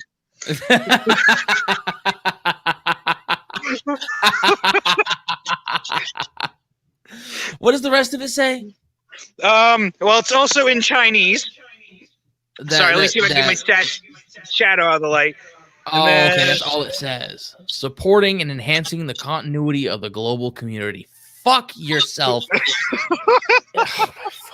So here's a picture of the monument in its entirety. Oh my fucking Christ. Wasn't that monument downtown or in it? Oh God. Yeah, they said they relocated it in 2010. That thing was much bigger, for fuck's sake. That's a smaller version of it. Yeah, so no, I would say that aged poorly, don't you? And that aged like cottage cheese on a fucking radiator. Boy. Aged poorly. Man, that's like fucking cheese curds in the Sahara. Fucking Christ. I don't know. Yeah, that aged poorly. You don't fucking say. Yeah, this is content you will only find on this channel, FYI. Oh my God. Subscribe now. Yeah, we need that. Subscribe, ladies and gentlemen. For more clever content no one else on Earth will ever fucking do. Subscribe for bad statues. I can walk around to some of the other statues on the waterfront. It'll take me a while to get to them. For bad statues. Oh God Almighty! One of these times we need to do a mobile stream where we're catching this shit, and we have to be using both of our phones. I mean, especially since nobody sees Bangor, Maine. But I mean, look how nice the waterfront is. It's lit up by all these banks. Yeah, they're not fucking doing a thing. Yeah, actually, that's just one bank, but isn't that the new bank they built? What the Bangor Savings? Yeah, it's the new Bangor Savings Bank. Why the fuck does a bank need that big of a complex? Well, how many people are you going there? How many people are going in there? That side is all parking garage right there, and then that's the building. Why? Well, they've also decommissioned all the other buildings they had around Bangor. They've relocated everything to one facility. So I assume it makes things cheaper that way. What buildings? Because they had one on They had one near the library near Panda Express. A Bangor Savings? Yeah, it's done now. And that one had like a really tiny 3-story parking garage. And it was just a cramped little building. Probably wasn't serving their needs. I mean, this one's a lot bigger. Panda Express. Yeah, Panda Express is great. There's no Panda Express in Bangor. Panda Garden. Sorry, Panda Garden. I was like, what the fuck are you talking about? Panda Express. Sorry, it's Panda Garden. It's a local place. Yeah. Okay, look, back to Gina Serrano for right now. Yep. Until you think of something else. Basically, what's been going on here is she made a post, and like I said, for weeks, she's just been refusing to bow down to these motherfuckers who wanted to, who were trying to get her to do what they wanted. They wanted her to say something about Black Lives Matter, say something about this, say something about that, and she just refused to say anything. Yeah, and everybody noticed, and it's like, oh wow, Yeah, and it's like. All of these people were going on, and it caught the attention of some big fucking YouTubers. Everybody was talking about it. Yeah. Josiah, Geeks and Gamers, everybody. And she must have noticed this because, everybody, it's like, 2 days later, because this went on the 3rd, on the 4th, so everybody was like seeing this, like, oh my God, these people are fucking lunatics. They're going after this woman for not saying BLM. And like I said, like I was saying earlier, I'm not going to call them SJWs or anything like that. Because that's it's a bad term that's been co-opted or is trying to be co-opted and is useless. These aren't SJW. These are far left bullies. Like some people want to call us alt-right Nazis. These people are far left bullies. They're bullying people to kowtow, to basically browbeat them into absorbing, standing for what they believe in, saying what they want to say. It's absolutely retarded. Sorry, give me a second here. I'm trying to get an interview with the waterfront ducks of Bangor, wherever they are. I hear them quacking. I was wondering what the fuck that was.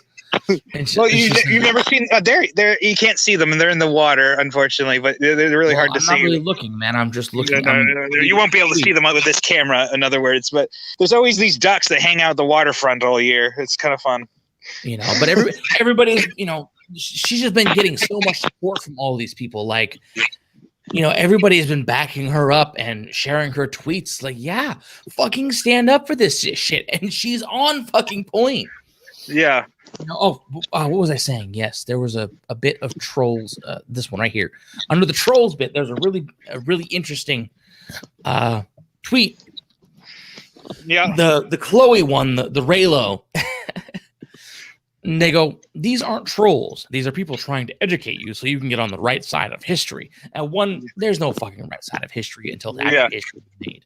Okay, you're not gonna know what that is until after you're fucking dead, you dumb bitch. Yeah. Not Gina, the fucking Chloe one with fucking bad Obi-Wan Kenobi. We get it. You stand Kenobi. Fuck off. But I don't think there's any humans on Earth that think they're on the wrong side of history. And the right side of history is a stupid thing to say. Yeah, like I said, because you're not. There's no right or wrong side of history. There is history. There is what has happened. That's it. Yeah. It's like the whole. Oh, this is my truth or this is your truth. No. There is no my truth. There is no your truth. It's the truth. Yep. There is one objective truth. It's not like my opinion and your opinion. No. Not my truth, not your truth, the truth. Not the right side of history, not the wrong side of history. Fucking history. Yeah. But Gina goes under here, says, in my experience, let me see if I can open this up again. If you can take a look, that'd be great. Yeah. Oh, sorry. I'm gonna catch up in the comments, and no one's really talking. There's just watching. And she says, and she's really fucking on point when she said this. In my experience, screaming at someone that they are a racist when they are indeed not a racist, and any post and or research you do will show you those exact facts. That's not that those people, she says, then I'm sorry, these people are not educators. They're cowards and they're bullies. Yeah. That's fucking on point. These people, they're not educating you. They're fucking yelling at you, which was kind of goes back to what I was saying before. These people, they don't understand. Let me turn my camera back on. These people don't necessarily don't have enough self-awareness to realize they're not educating people. They're browbeating people. There's a thing, like crazy people don't know they're crazy. Fascists don't know they're fascists. Yeah, they don't see it that way. Dictators don't necessarily know they're dictators, or they do know they're dictators, but they think they're right. One of the two. There's usually either they know they're bad, but they can justify their actions, so they think they're not, Yeah. It's kind of like what these kind of people do. Like this right here, these aren't trolls. These are people trying to educate you so you can get on the right side of history. It just sounds like such an arrogant comment. It is. It is such a fucking condescending, cock-gobbling comment. Like, come on. And everyone under here is like, Gina, someone with a fuck. Yeah. One thing I've learned, and I don't, like I said, if you pay attention to Twitter, Tristan, there are people who have fucking. Rest assured, I do not. Look at this one right here. Like, are you looking at the screen? Yes. Oh, the one that says Boba Fett here. Yep. Where my mouse is. Gina, if you're not racist, then show us. Yeah, Support but there's just no. I'm not saying read the tweet. Look at the fucking person. It's a very bad anime avatar. It's not a real name. These kind of people are fucking everywhere. Same with this one, Chloe. It's like, are you fucking kidding me? Chloe Chanel Kenobi? Fuck off. Yeah. But it's like these kind of people. It's like, Gina, if you're not a racist, then huh? Do they have check marks? No, they're just random accounts. They don't have their real name. They don't have their real face. They're just a random account. Yeah.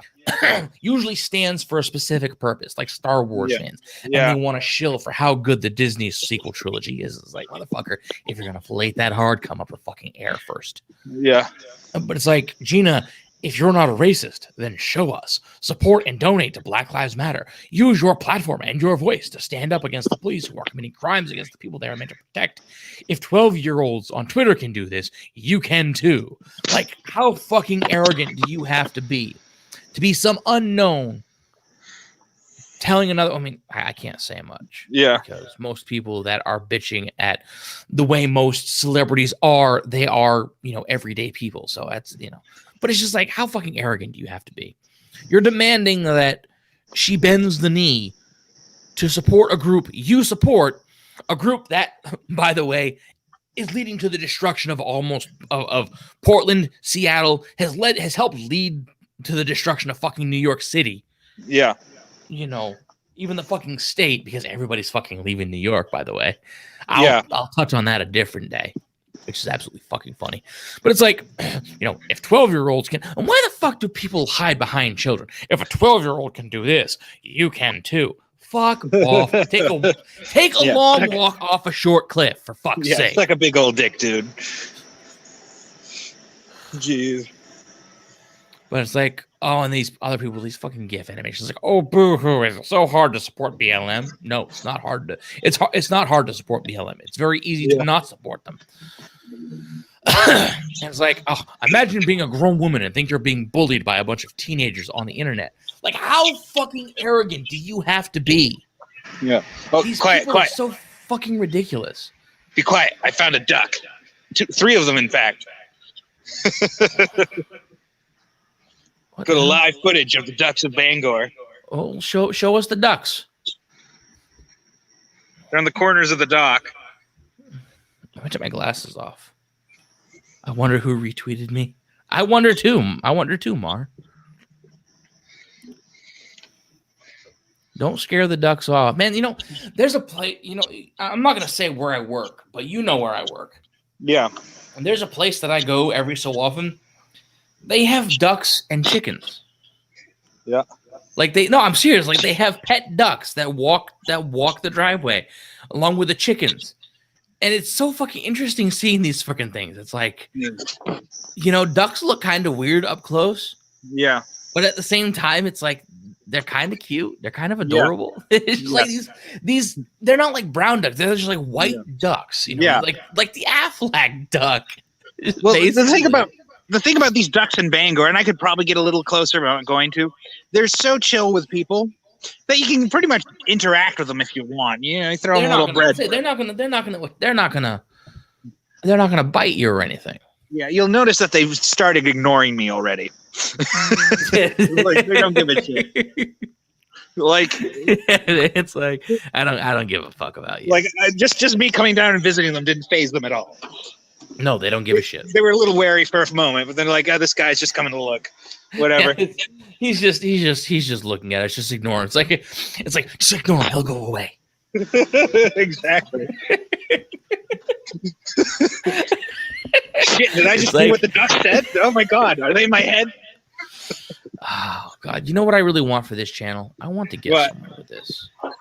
Like, I want to do streams like this where we're just sitting back having fun, a bullshit stream. Yeah. I'm starting to like the solo streaming thing. I'm Yeah. starting to get into it and talking. I think I was on a roll because I had something to talk about. Yep. But I probably should do that every so often, get my talking skills. No, it's hard for me to stream when I come home because I'm usually busy. You know what I mean? Well, yeah, man. If you're fucking coming home, I don't expect you to stream. Like I said, unless we dedicate time to doing like a mobile stream, which we could just walk around Bangor with battery chargers. Yeah. Yeah. But the big problem is like some of the more interesting places don't have cell phone reception. Huh? Some of the more interesting places do not have cell phone reception. What do you mean?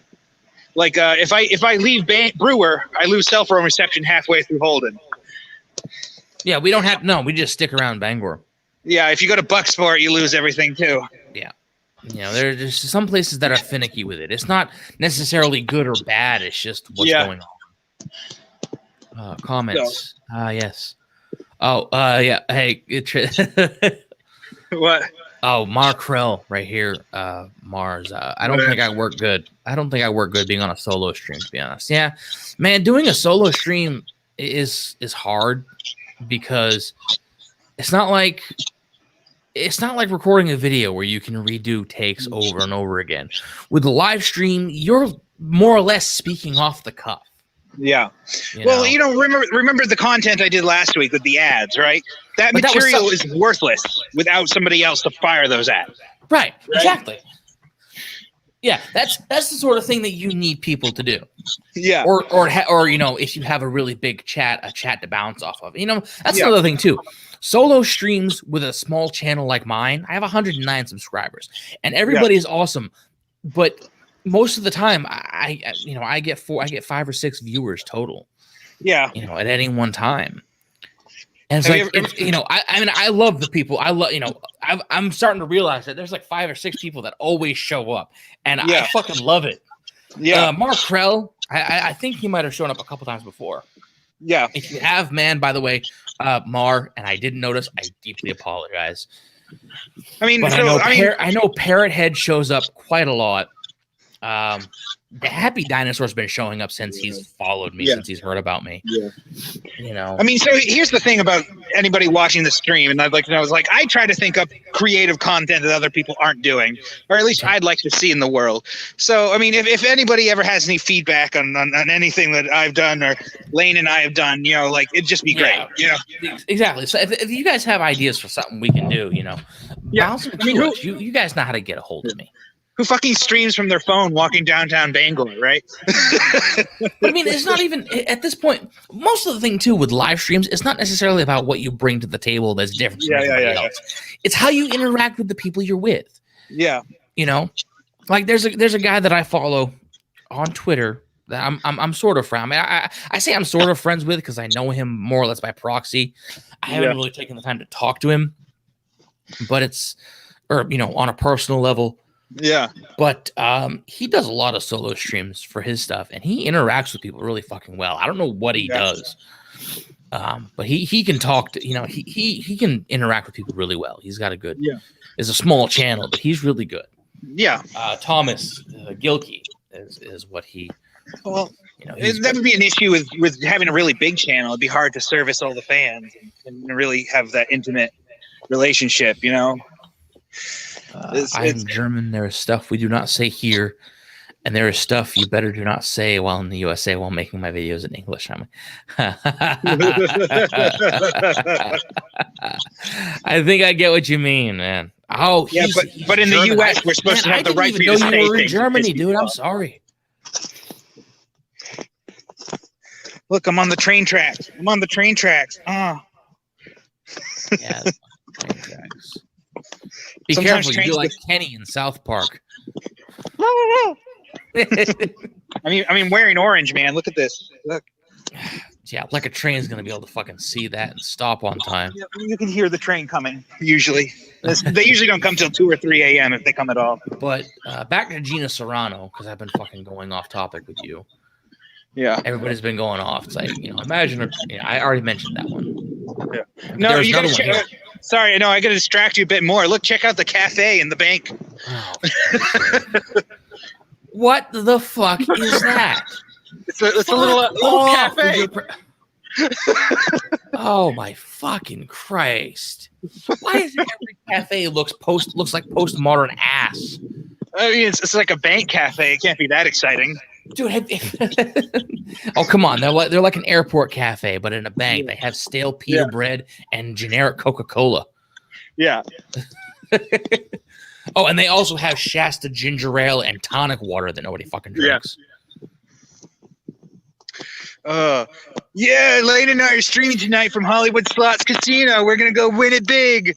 5 minutes later, Lane and I just lost $3,000 at Hollywood Slots Casino. Oh my God! Lane now has to sell a kidney so he can pay off his second mortgage. Oh God, that would be a fucking great stream. That would be fucking great to do. Just go in with like a hidden camera in the glasses or something. Yeah. And just have the stream going on.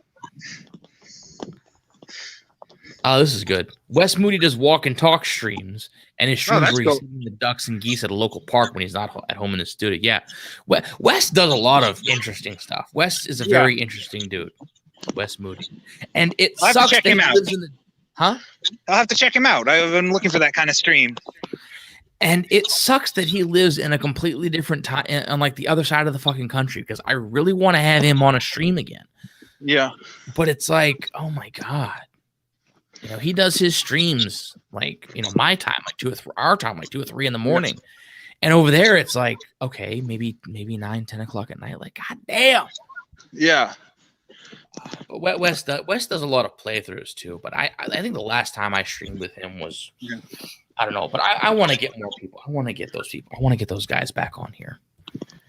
Like I was saying before, I think I would be fucking ecstatic if we got. I would be fucking floored if I ever got, you know, a big person, a big YouTube channel on a stream. Yeah. Like, you know, not even invite him just, you know, like to use them as advertisement, but just to have them on, you know, and just talk to them, have them on for fun, not even use their name to say, hey, I have him, come watch. No, I'm not going to do that. Do you think we could get Brie Larson? Fucking Christ. No, she'd take one look at me, one look at my picture and say, you're part of the toxic fandom. No, thank you. Oh, come on, Bree. That said, you know what? I'm an engineer. I think it would be really interesting to try to talk to her, you know, as a human to human. Yeah. Oh, of course. She has a YouTube channel and I've seen bits and pieces of it. It doesn't feel organic at all. No. It feels like wannabe grassroots. Yeah. You know, it's like, oh my fucking Christ. I'm just coming up on the bank to show off the fancy lights in the front. Oh, fuck off. Oh, he's gone away. I'm gonna fucking hide you if I have to. God damn. Oh, I need to get going home at some point to feed the cats. Yeah. It's scheduled to start 31 minutes ago. Yeah. Oh, yeah, this is great. Parrot Head. Google has what they call micro kitchens. They got pop tea. What the fuck is pop? It's soda. It's what people from other places call soda. I know what pop is. I'm being an egregious asshole. Because I don't call it pop up here. I don't even call it a fucking soft drink. Call it soda or get out of the state, you fucking, Confederate piece of shit. No, it's like they got pop, tea, coffee, juice, as well as chips and other snacks. Yeah, that's fucking Google though. Yeah, people are fucking living there, basically. I mean, yeah, this is a local bank that lives in northern Maine exclusively. Although they are starting to move south, aren't they? I have no fucking idea. But back to Gina Serrano for the 17th fucking time. Yep. Sorry. No, it's fine. It's fine. It's like these people are going on attacking, basically trying to bully her. I mean, I already said what I needed to say. At this point, we're just talking about, the tweets and everything. And she's like, another goon here is like, Frog. Like, are you fucking kidding me? Frog? What are you, Toad from fucking X-Men? Say Black Lives Matter and post links and we'll stop. Like, that's not fucking blackmail, you cock nugget. Yeah.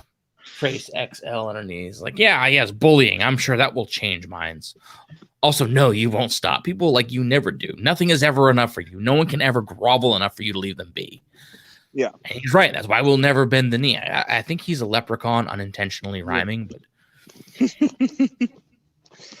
and this fucking Nora person. You literally only tweet to complain about BLM and the LGBTQ community, LMAO. Get a life.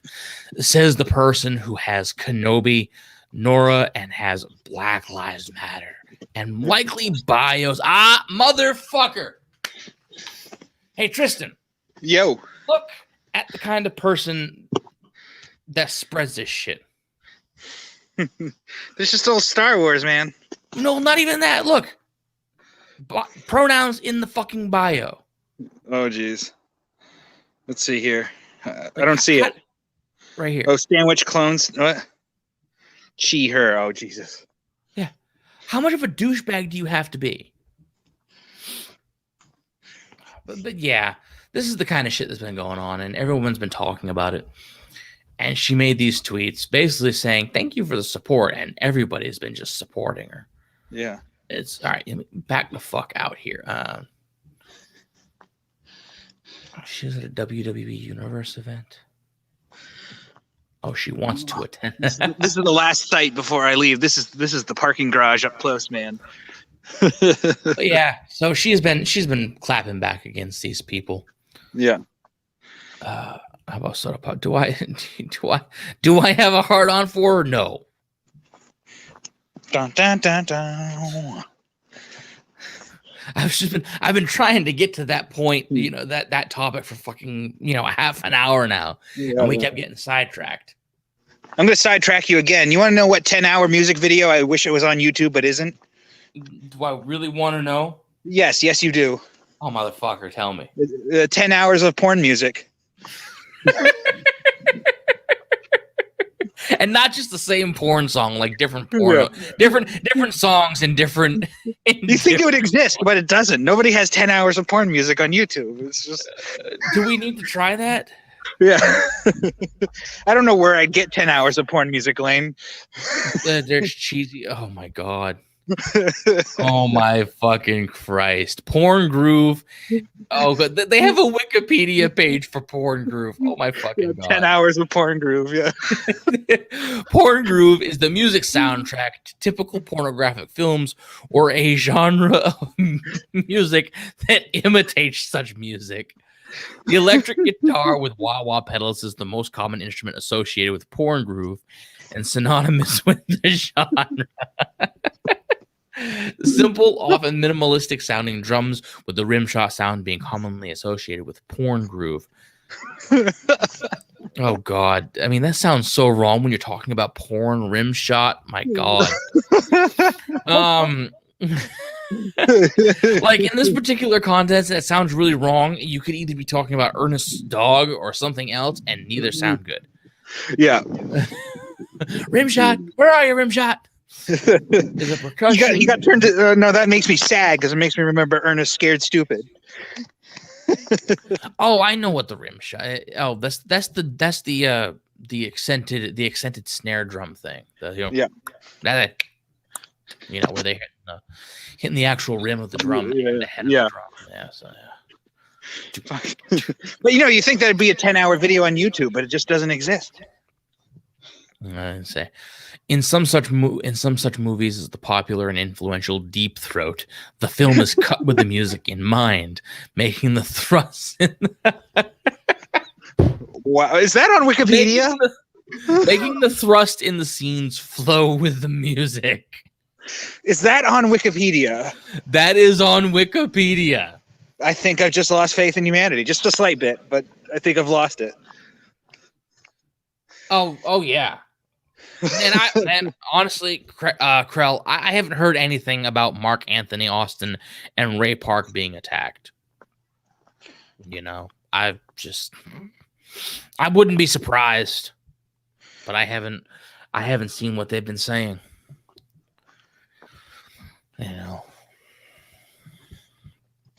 Ugh. we'll have to do other monuments later. But none of the other monuments are particularly as egregious as the China monument. China monument. Yeah, man. That aged like a dog. No, I'm not gonna say that.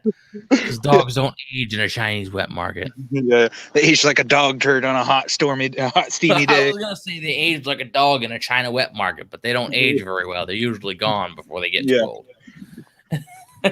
Jeez. That wouldn't have been a good analogy. That would have been too dark, I think. Darkest joke.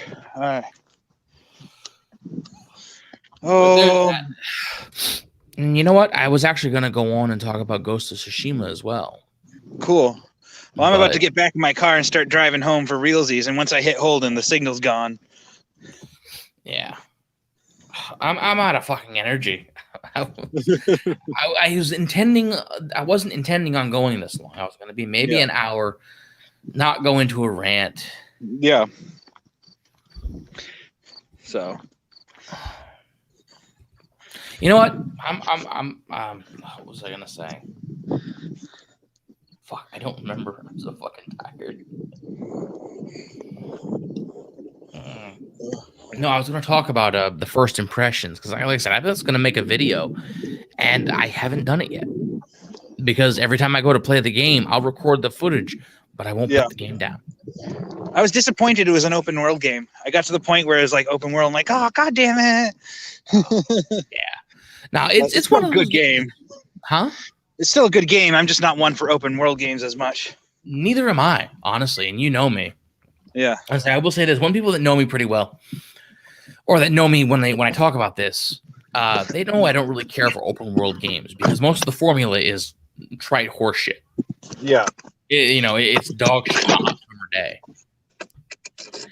And I mean, some of the better open world games I've played didn't focus on the open world as much. Assassin's Creed, the first Assassin's Creed game was really good.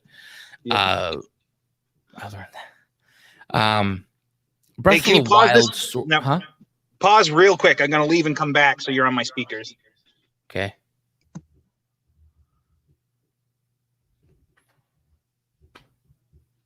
Okay then. All right. Stop sharing. All right. There you go. Yep. Thank you. All right. So there are some open world games that I absolutely enjoy. Like,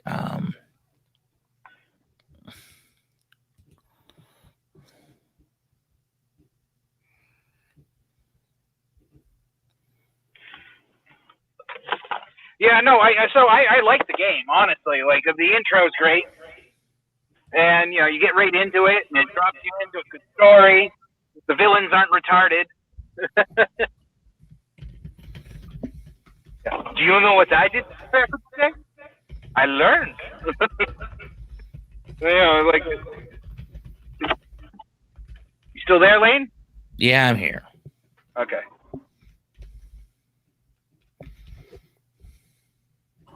Jeez. But all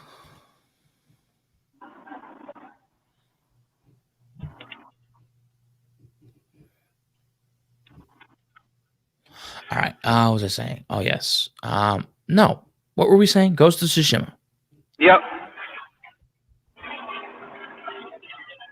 Yes. No. Well, first impressions of it. The game is really fucking good. Like I said, when I first started this game, because I went and downloaded the game. I went and bought it and started downloading it pretty much the day after it came out. Because I tried going to GameStop and it's like, I want to go in here. I want to pick up, a copy of it. And I go into GameStop. It's like, it's not on the shelves. I'm like, do you guys have a copy of Ghost of Tsushima? And she's like, we're all sold out, but we can order you a copy. I'm like, are you fucking kidding? I didn't say this, but I'm like, no, thank you. And I'm fucking walking out the store. I'm like, God damn it, stupid. Like, if I wanted to order the game and have you fucking deliver it to me, I wouldn't be coming into the store to pick the fucking game up. It was short. Just to let you know, it was short everywhere. Like, I know, but it's just like, I was hoping they might have had some spare. I'm taking these off. I was hoping that they might have had some spare copies, Yeah. Ones that they didn't sell, that weren't pre-ordered. And it's like, so it's going to be good. The game was a way bigger success than I thought it would be. It was a sleeper hit. I mean, there was no real advertisement for the game, so no one knew when it was coming out. Nobody knew just what the game was about. They just knew it's a samurai game. It's going to be based in feudal Japan, and it's going to be good. I say because it was made by the people who made Second Son, like infamous Second Son or something like that. Yeah, it's made by Sucker Punch. Yeah, it's made by Sucker Punch, but I know who it's made by.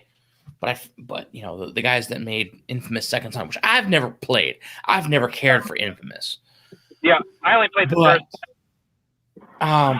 It's like, so I downloaded this game, and I bought it the day after it came out because I was hearing really fucking rave things about it. Like, I didn't even know really about it at the time. It's like I'm hearing Ryan and talk about it. It's like, this game is amazing. I'm watching YouTubers talk about how awesome the game is. I'm like, you know what? I'm fucking hyped about this. And then I download it digital. I buy it digitally, which I didn't want to do. I hate fucking buying shit digitally. And more or less, I downloaded it that night. Where is my fucking... Excuse me. Is there a duck? Me? All right, what is he saying? Mark Krell. Well, still better than trying to buy Alita Battle Angel and while asking the employees try to say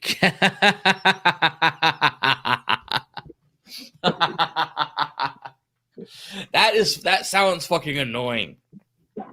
What you didn't read the whole of it. I couldn't hear it. Mark Krell is saying that it trying to buy Ghost of Tsushima out of stock is still better than trying to buy Alita Battle Angel while asking the employee and the employee is trying to sell you Captain Marvel instead of that movie. No, I managed to get one copy. I went to Best Buy as they were closing. And I asked for a copy of the game, and they're like, no, we just got one. It's our only copy that we got. I'm like, sweet, thanks. Yeah. It's like, I started the game, and just the opening screen, the opening title screen after you select new game, where it's like, where it's not showing you anything. It's just showing you the ground and the sky. The camera's on the ground. You're looking at the sky, and you see these Sashimino banners. Like, oh my fucking God, you can see the flags moving. It's fucking amazing. And they're these, gloriously bright red. Yeah. And it's like looking up, and it's like it's focusing on these as you choose your selection. And then after everything is done, it's like, okay, the menu goes away, and then the camera moves. Yeah. And all you see is this army of fucking samurai. Like, and on the distance, you see the Mongols on the beach. Yeah. And then it shows the guy walking, riding his horse down to challenge the leader. And then you see Khotan Khan.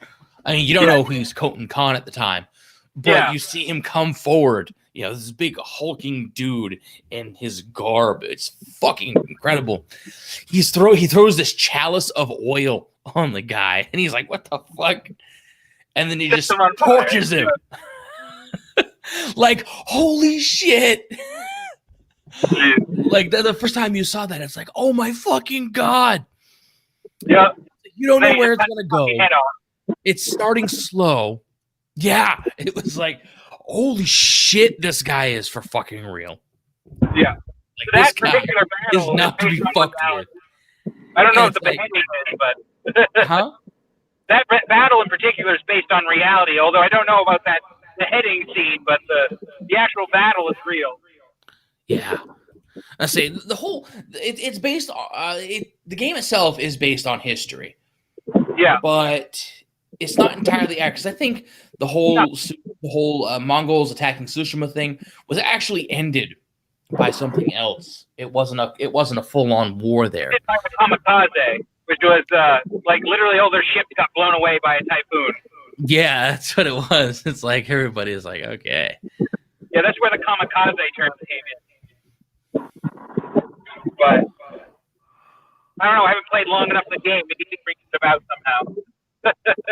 Say that again?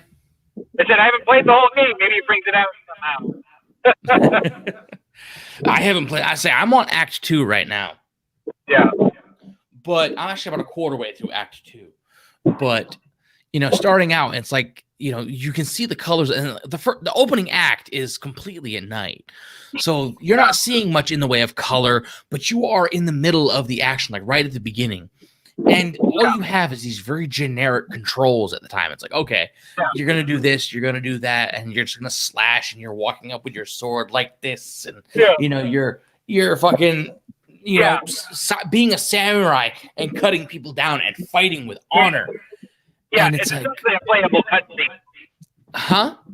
It's essentially a playable cutscene. It's a what? Playable cutscene. No, I wasn't going to say it's a cutscene. It was gameplay, but it did, did everything setting up, and it's like, oh my god, this is so awesome. And then the spoiler alert, you get cut down, but you're not actually dead. You're brought back to life because if you're dead, that would kind of kill the game first thing. Yeah. But it's like, when you're starting out, it's like, oh my god, that was, that opening sequence alone was like a good 20 minutes if you count the cutscene. And then the next hour, easily the next 45 minutes to an hour is just going from, after you wake up and healed, sort of, you're going from there to meeting the woman who healed you, who takes down a fucking samurai with her tanto, which is fucking badass too. And then sneaking through the camp, basically going up to Castle Kaneda. Yeah. And getting your ass handed to you. Like, oh. Like the first, 2 hours of the game, it's like, holy shit, this is going to be good. Yeah. And then spoiler alert for those who haven't played the game yet, for all three of you. I said you're way late on that one. Yeah, spoiler alert for the three of you who haven't played Ghosts of Tsushima yet. But you're pretty much cast off the fucking bridge, and it's like, it's like from there, it's like open world, and you're being guided by the wind, but it's like, the world, it's like the fucking world is overcast, but there's still sunlight behind you. Like you can see that dichotomy. It's like, that is fucking amazing for a game. Yeah. It's like, it's like almost realistic to the point. It's like almost realistic to the point. It's like, it surpasses realism because even our world isn't that colorful. Yeah. Like, on an overcast day, the world, our world, our reality is still pretty colorful at times. You can see the color, but it's still overcast. Yeah. That's what it was. I'm like, that is fucking amazing. Yeah. And just from there on, it was, okay, you know what? We're going to roam around. You don't know what's going on. You don't have any semblance of the island. You're exploring it and getting defogged, and you pick up this fancy item that helps you defog the map. Yeah. And then you happen across like a hot spring. Like, what the fuck is this? A hot spring. You're like, oh, my health got raised. Yeah. Or, and you're running along doing something, and some bird is leading you somewhere. Yeah. Huh? The haikus. Yeah, haikus are amazing. Yeah. They don't really give you anything they don't give you anything that's like powerful. They give you headbands, haiku headbands. Yeah. So it's good to say, you know what, I wrote this, I can wear it, I can look like a motherfucking badass. Yeah. Anyway, dude, I gotta get going. I'm about to enter into the no cell phone zone. All right. Well, it was nice having you on for about an hour, basically. Yep. All right. But next week we will do the Super Mario World Sacred Cow, which means you better prepare for it. I'm going to prepare for it. Yeah, I'm gonna get screenshots of what I'm gonna compare it to its contemporaries. We're talking Sonic the Hedgehog and Mario 3, right? We're gonna compare it to games that are actually comparable to it. If we're gonna compare Mario, if we're gonna say Super Mario World is overrated, we need to compare it to other Mario games. So just Mario 3, you think? I don't know. Sonic 1 is a good contemporary for the game. Yeah, it could work. Yeah, I'll plot it out. Don't worry. But we'll figure it out. I'm gonna play it again. I'm gonna try and play. I'm gonna try and find time to play it again. Yeah. And then we'll do that. Yeah. And I'll whip up a good. I'll try to whip up a good thumbnail for it. Alrighty. All right. But have a nice one, guys. Yeah, we'll catch you later. All right. Oh, it was so nice having him here. Thank you for showing up, Tristan. Love you, man.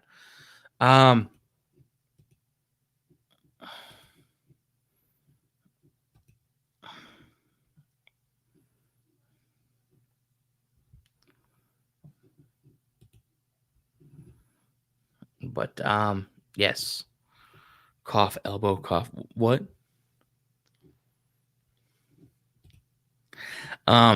Yeah, Ghost of Tsushima. So now that I'm here, I might as well talk about it. Ghost of Tsushima is actually a really fun fucking game. Like I said, first impressions of it. I'm not fond of open world games at all. I make no bones about it. Most open world most open world games to me, they're just, they're following garbage formats, garbage formulas.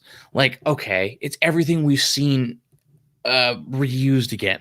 And the problem with most open world games is they lean into it too hard. Most of them understand what constitutes an open world game, but they don't understand what makes it work. Most of the time, open world games just have, hey, open map, check. You can go here, you can go there, check. You can do whatever you want.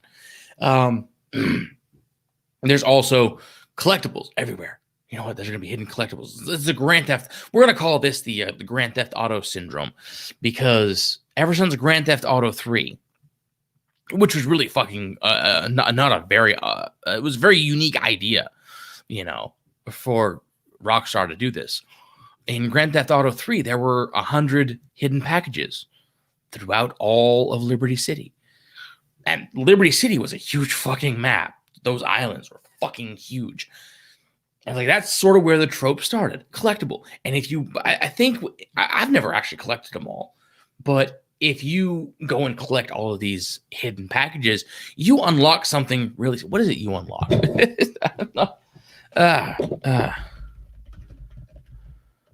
Hidden packages, GTA 3. What do you get for unlocking them? Yeah, it's 100 hidden packages to offer altogether. They have the appearance of a white bale, which is tied up with brown packing adhesive tape. Packages are located at various difficult-to-reach places. They are all necessary for 100% completion of the game. That's what you get, yes. Okay.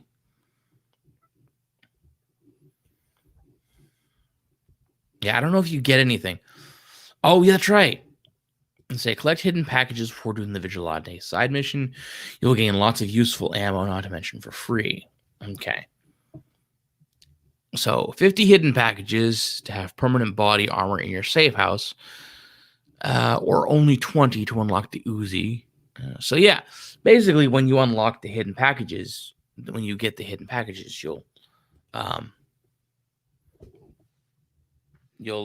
unlock something. So that was where the trope started. But Ghost of Tsushima takes what would otherwise be garbage mechanics. And look, you may love open world games, you may hate them. Most of the mechanics, most of the content that comes with open world games, the collectibles, the large oversized map, the pointless fetch quests and waypoints in the area, they're all garbage mechanics. They are. That very few games nail them. And there's a few of them that I could name right off the top of my head that nail it fucking perfectly. Assassin's Creed 1, Assassin's Creed 2. Okay, there aren't many that I can name that nail it as well as it should be. I know Breath of the Wild nailed it pretty well for the most part. There were some things that was a bit too useless, like the towers, but you hunted them down to unlock things and unlock the map, so that was fun.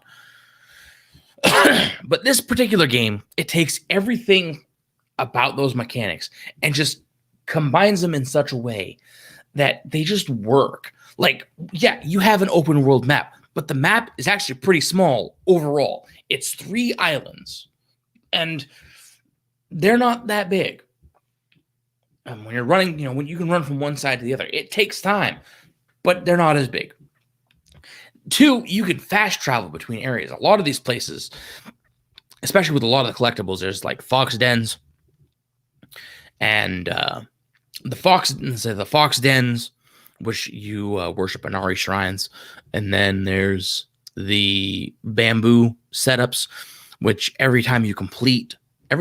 which is a task, a challenge, I should say, a challenge to test your skill with a sword. I mean, it's a real thing. That's what samurai did to test themselves. And basically it's you start with a certain number of bamboo, and after you complete each test, they increase more and more. So you start with 3, it increases to 5, and then when you're done, it increases to cutting 7 in a row. And in the game, you have to press a certain button combination in the right order and fast enough, especially as the bamboo count increases. And when you do this, you'll increase your resolve.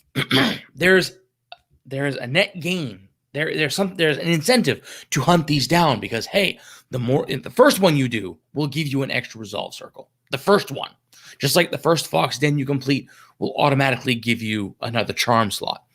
Just like the first, and I'm not going to say the first hot spring, because with every hot spring, you'll increase your health. That's what they do. And the haikus, you can find the haikus. You'll get a headband with the haiku that you create. It's fun. And then there's other items, the banners. I forget the proper name. For some reason, I'm drawing a blank. But there's the banners. Then there's the Mongol artifacts. There's records where you learn about what's going on. Inside the Mongol camp, there's records there. There's people talking about Mongols and everything. And then there's there is the Mongol artifacts, which you're basically learning about the culture of the Mongols and what each artifact represents. So you're learning something there. But a lot of the collectibles, the banners, the haikus, the fox dens, and the shrines too. The kami shrines, they're called. Those are platforming challenges, for lack of a better term. Even though the game's not a platformer challenge, it's a climbing challenge. It's a challenge. Your challenge is to get from the bottom to where the actual shrine is, because at each little shrine, basically the way to get to the shrines was destroyed, so no Mongol could go there and desecrate the place. But all of these collectibles, they have all of these collectibles, they tie into the game. They have a certain purpose, and they always give you incentive to go and get more. That's where the open world sort of comes together and makes all of these just work. Like, they're not just aimless, collectibles. They make the game easier. They increase your life bar. You get more resolve. With the kami shrines, you get better charms. You get wood to upgrade your weapons. With the fox dens, the more fox dens and shrines you worship, eventually you'll unlock the maximum amount of charm slots, and then you'll be able to increase certain charm powers with more shrines. There's always a sense of growth with these collectibles. The banners, at a certain point in the game, you will meet a fellow who will give you saddles for the banners. And every time you go see this guy, you'll give him a set number of banners, and you'll have Jin Sakai, the main character, give a sort of history lesson based on each banner given to them, and you'll the clan that the banner belongs to, and you'll get the history and everything. Is really fucking amazing, really in depth. But you get horse saddles for those. I don't know what the horse saddles do. I think it might be cosmetic. I'm not entirely sure if they do anything else. I haven't figured it out. But there's also vanities that you can find, costume items and everything. All of these collectibles, they go so far to just bring some sort of incentive. It's like, oh my God. It's like there's an incentive to go and hunt these down. And even in addition to all of that, not only do they make you stronger, there are a lot of the places, a lot of the fox, all of the fox dens that you find, all of the haiku spots that you find, all of the bamboo challenges you find. Those three in particular. Oh, and the kami shrines. The kami shrines. I think there might be another one that I'm forgetting right now, but it's there. But those four for sure. Those four places. Oh, I know I was forgetting one. The hot springs. Those 5. The ones that help increase your strength. There's 5 of them. There's the hot springs. There's the fox dens. There's the kami shrines, which are actual shrines, not the fox shrines, but the shrines that you climb up. There's the haiku spots, and then there's the bamboo challenges. All 5 of those, once you happen across, like once you discover them on the map, you can fast travel. They are fast travel points. Which means not only are you given the extra incentive to go and hunt these down, to get stronger, to build up your strength, to get more experience points, to get more resolve, to increase your health, to increase the number of charms you can use at any one time, to get better charms. Not only do you have that as an incentive, it also grants you the capability of moving around the map that much faster. And when you have the costume that lets you track down things like artifacts, which you get early on in the fucking game, there's no spoilers there. It's one of the first outfits you pick up. But once you get that, and then you unlock the ability to track more spots down, the incentive to hunt these places down just increases tenfold, because not only do you have a way to track them, not only do they make you stronger, not only do they give you a way to fast travel, but they make traversal and hunting the rest of them down that much easier, especially when you're tracking them. Like if you're tracking in the menu, say a banner, and where you are, say you're at the bottom of the map, and when you track the banner, you see this sort of wind marker on the map showing, pointing northeast, but it's really far away. You don't know exactly. It doesn't point directly to it. It just gives you a general direction, which is fucking amazing too. And then say you want to fast travel closer north. Well, there's a bunch of all of the places you've been to, the shrines, the bamboo spots. Like there's a bamboo spot close to where you think it could be. You can fast travel to that bamboo spot, and then you'll go from there. So it nails the collectibles and the most of the open world aspects. It nails them fucking perfectly. I mean, yeah, they are still garbage mechanics in the sense that they're annoying mechanics we've all seen. But this game, it doesn't do anything new with them, but it does present them with a certain level of polish that you just can't help but fucking admire. And that's just the open world stuff. That speaks nothing of the fucking combat. The combat is fucking amazing. Now, when you first start, the combat itself is pretty limited, because you learn early on that, likely when you first start the game, you'll happen across a Mongol infected territory. Yeah, Mongol is a disease. It's a fungus that infects you. A Mongol ruled territory. The Mongolians have taken over like a village or a farmstead or something that you can go liberate. This is where the Far Cry elements sort of come in with the outposts and everything, which is fucking unique in and of themselves. Anyway, I'll get to that in a minute. But when you get to you're likely to encounter those, just by accident, you'll come across this place. And I was like, oh, look, this looks like a village I could visit. And then you'll see, then it'll tell you where it is. And then it'll say in red, Mongol territory. Like, oh, fuck. And then if you do it right, you'll see an objective. You'll see objectives in the corner. It'll give you the basic objective. Like some places have kill all the Mongols, and they'll have a bonus objective. Some of them will have kill all the Mongols, or find the banners, or let the animals free, and it'll have a bonus objective. So the objectives to complete the outposts are all very different. But most of the way, you're going to be fighting all of the Mongols and killing them. That's a given, and you're going to be indulging in combat. But likely, when you first happen across these villages that are Mongol territories, you'll end up fighting a guy who's called the leader. And if you kill him, like I said, when you first start out the game, you'll get this little alert that says, you killed the leader. It'll be a little ring that says, hey, you killed the leader. Kill, I think it's like kill 2 more, and you'll get another stance. Like, holy shit. And a stance is another fighting style that you can switch to deal with different enemies. You can get 4 different stances. They're really fucking amazing. And they all work against different types of enemies. Of course, because, it's fucking open world and it's a video game. There's always got to be the generic type of enemies. There's like the sword wielder, which is like the fast guy. Then there's the shield dude. Then there's the spear guy. And then, of course, the fucking brute. Because every game has to have a fucking brute. Which is basically this big hulking Bigfoot behemoth that usually carries an axe or a spear. And you can't fucking do anything to him.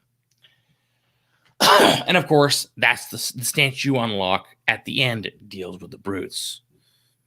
But, that's another incentive. You kill enough leaders or observe them, which you can do. You can sneak up on the leader where he's either training or surrounded by his troops. More of the time, most often, they're going to be, off on their own doing some sort of fucking battle practice. You hear, with their fucking naginata or their swords and shields. You can watch them practice their fighting. It's fucking funny as hell. And you can observe them. And when you observe them, you actually get a point for observing them. And then you'll get a point for killing them. So there's an incentive there too.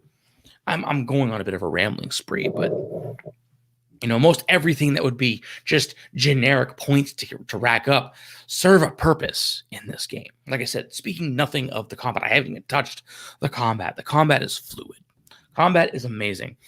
When you're starting out, it's a little odd because you're very limited in your move pool and you're just trying to learn how everything works. The parrying system is weird when you're starting out. It takes a certain level to get used to. And when you're first starting out, more often than not, you're not going to be able to parry many attacks. You'll have to dodge them. Like when you're fighting enemies, there's usually an unblockable move will have a red X, which is basically a tell saying you can't block this move. And then later on, you can unlock a certain ability that makes certain moves like that parryable but not blockable. And the ones that you can parry flash blue. So you can't block them, but you can parry them.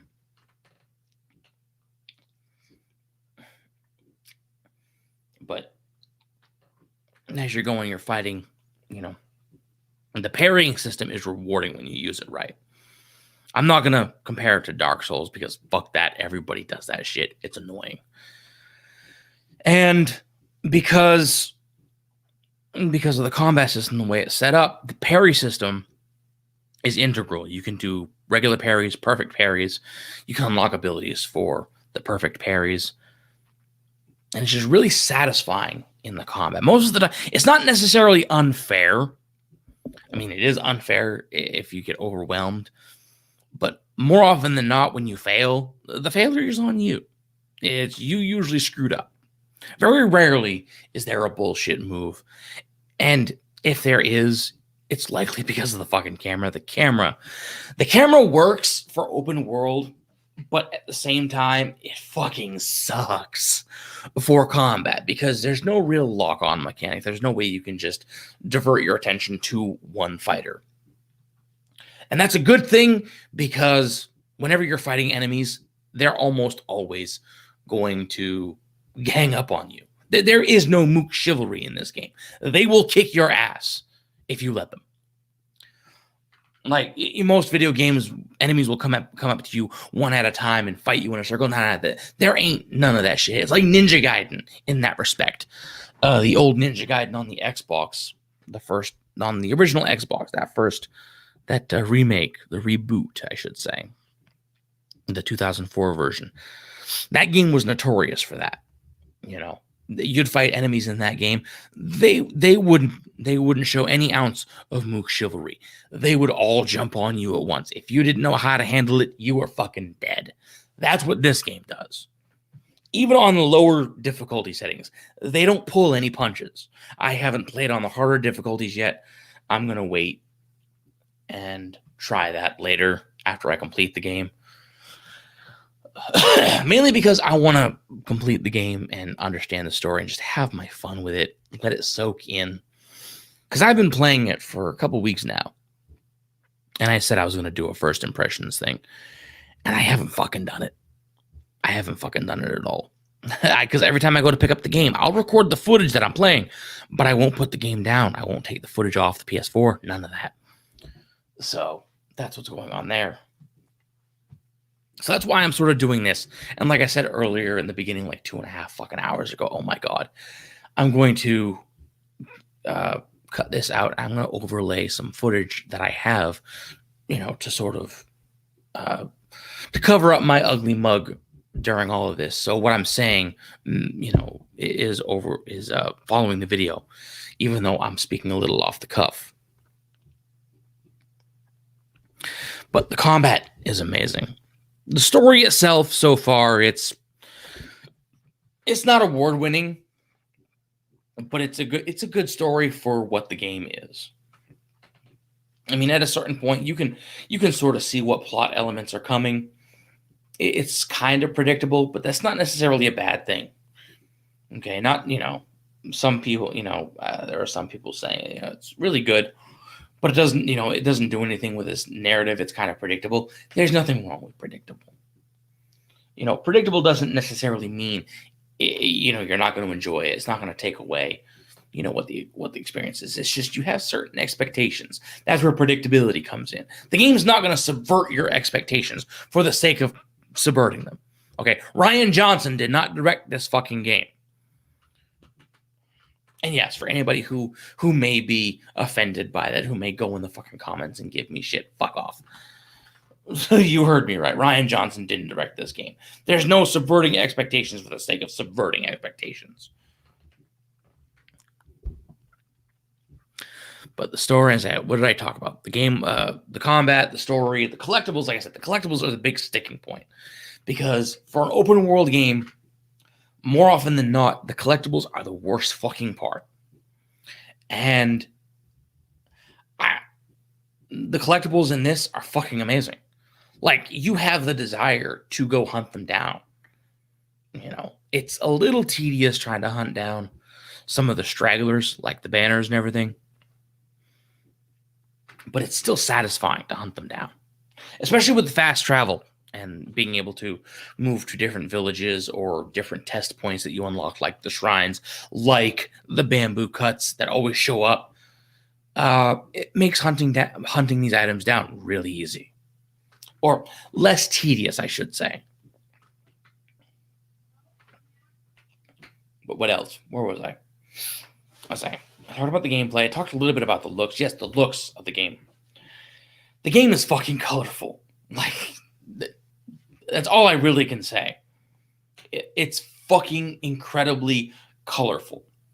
Which, compared to the drab that's come out over the past fucking couple of years, with every open world game needing to be gritty and darker and edgier, kind of like Last of Us or the Call of Duty with the muddy textures and dark and gritty and so serious and shit. It's a breath of fresh air to see a game that not only takes itself serious, it can tell, because this is not a family friendly. This is not, a lighthearted story. This story is fucking dark. Now, I don't mean it's like, it's not like Christopher Nolan, bad attempt to be dark and edgy. Like, no, this is dark subject matter. Okay. This is a guy fighting a war who's lost almost all of his family. And he's fighting down an invasion that nobody else has the courage to fight. And he's fighting against all odds to bring these people out. And the way he's going about things, it's not going to end well for him. You just know it's not going to end well for him. And that's the risk he's taking. It is very fucking dark. Okay? There is nothing lighthearted about, or nothing in the story that plays it lighthearted. Okay? I mean, obviously, if you have a very sadistic sense of humor like I do, you may have some fun with some of the mechanics, like the fire arrows and the ability to set bears loose in the camp, which I have admittedly done, which is a lot of fun too. That's more open-ended options, because there are a lot of ways to, especially when it comes to the villages and the hideouts, the outposts, those sort of things. The places that you can liberate. Unless it's a story mandated mission where you have to avoid alerts. They have a few of them, which isn't necessarily hard. It's pretty interesting. It's challenging. It's not easy, but it's not, gonna fucking, it's not rage inducing difficulty. At least that I've noticed. I haven't played on any higher difficulties, but the open-ended options, especially because later you'll get a bow and arrow, and there'll be little places around the map that you can, around the outpost, that you can shoot. There's like hornet's nests. You can shoot a hornet's nest, and if you do that, the hornet's nest gets destroyed. But the hornets fucking go ape shit and just start attacking the fucking Mongolians near them, and it's darkly amusing. It's black comedy in that sense. It's like, you shouldn't be laughing, but it's like these Mongols are getting stung because of something you shot. And you can also, shoot down little torches and light the guys on fire indirectly. Again, it's morbidly amusing. It's not something that's played for laughs, but it's just so dark and absurd that you just can't help but chuckle at it, just because you hate these assholes so much in the game. It's like, And by the way, just because you have fun with it in a game doesn't mean you're going to fucking go out and do it to real people. I don't want anybody coming in here who sees this and says, oh, he laughs at violence in video games. He must be a violent person. Like, that's why I'm not a violent person. I can laugh at doing it to somebody in a video game, because at the end of the day, it's just a model in the game doing what it's programmed to do. And you're the guy over there doing what you're allowed to do with that programming, and you're seeing what happens. At the end of the day, you're just a cat. It's not a real person. Okay? So no, it's not a bad thing to find it humorous. But I talked about the setting the bears loose especially in certain territories, the bigger ones. There's these cages that'll either hold prisoners or hold animals. And I've stumbled across this completely by accident. I'm looking, it was like on the pirate ship the first time, on one of the ship levels. I don't remember exactly which one. And even if I did remember, I'm not going to spoil it, but there was a cage with a bear inside. And I'm like, okay, I'm going to open this and see what's going on.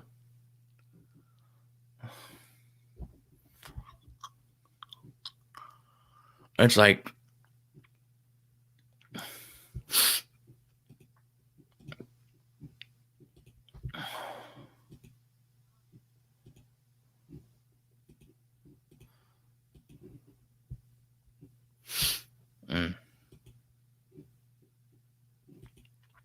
where was I? Oh, yes. You know, if you're on the boat, you can unlock the cage. And I set the bear loose. I'm not gonna say it was by accident because I knew the bear was in there, but I wanted to see what would happen. And of course, let the bear out. He started attacking me. Because I had pretty much fought everybody else, killed everybody else. And I'm like, you know what? I want the bear out. I know he's gonna kill me, or he's gonna try. I want the predator hides. But the second time I did that, I got the bright idea of, just to see if it would work, was like, okay, I'm going to sneak around here. I'm not going to let the Mongols see me, but I'm going to let this bear out. And then I'm going to jump up on the cage out of its reach. And I did that. And the fucking bear walked out of the cage, looked at me, tried to get up where I was, couldn't do it, and then turned around and just started tearing through the fucking camp. Like you could see the Mongols just freaking the fuck out, like as the bear starts mauling all of them and throwing them around. Which, by the way, bears are squishy in that fucking game. They're actually really easy to kill if you get the distance on them and you can hit them fast enough. If they get up close, you're pretty much fucked. But they're squishy, and of course, you know, the bear took like 2 or 3 of them down. And then they all jumped up, killed the bear, and then looked around like, who let the bear out?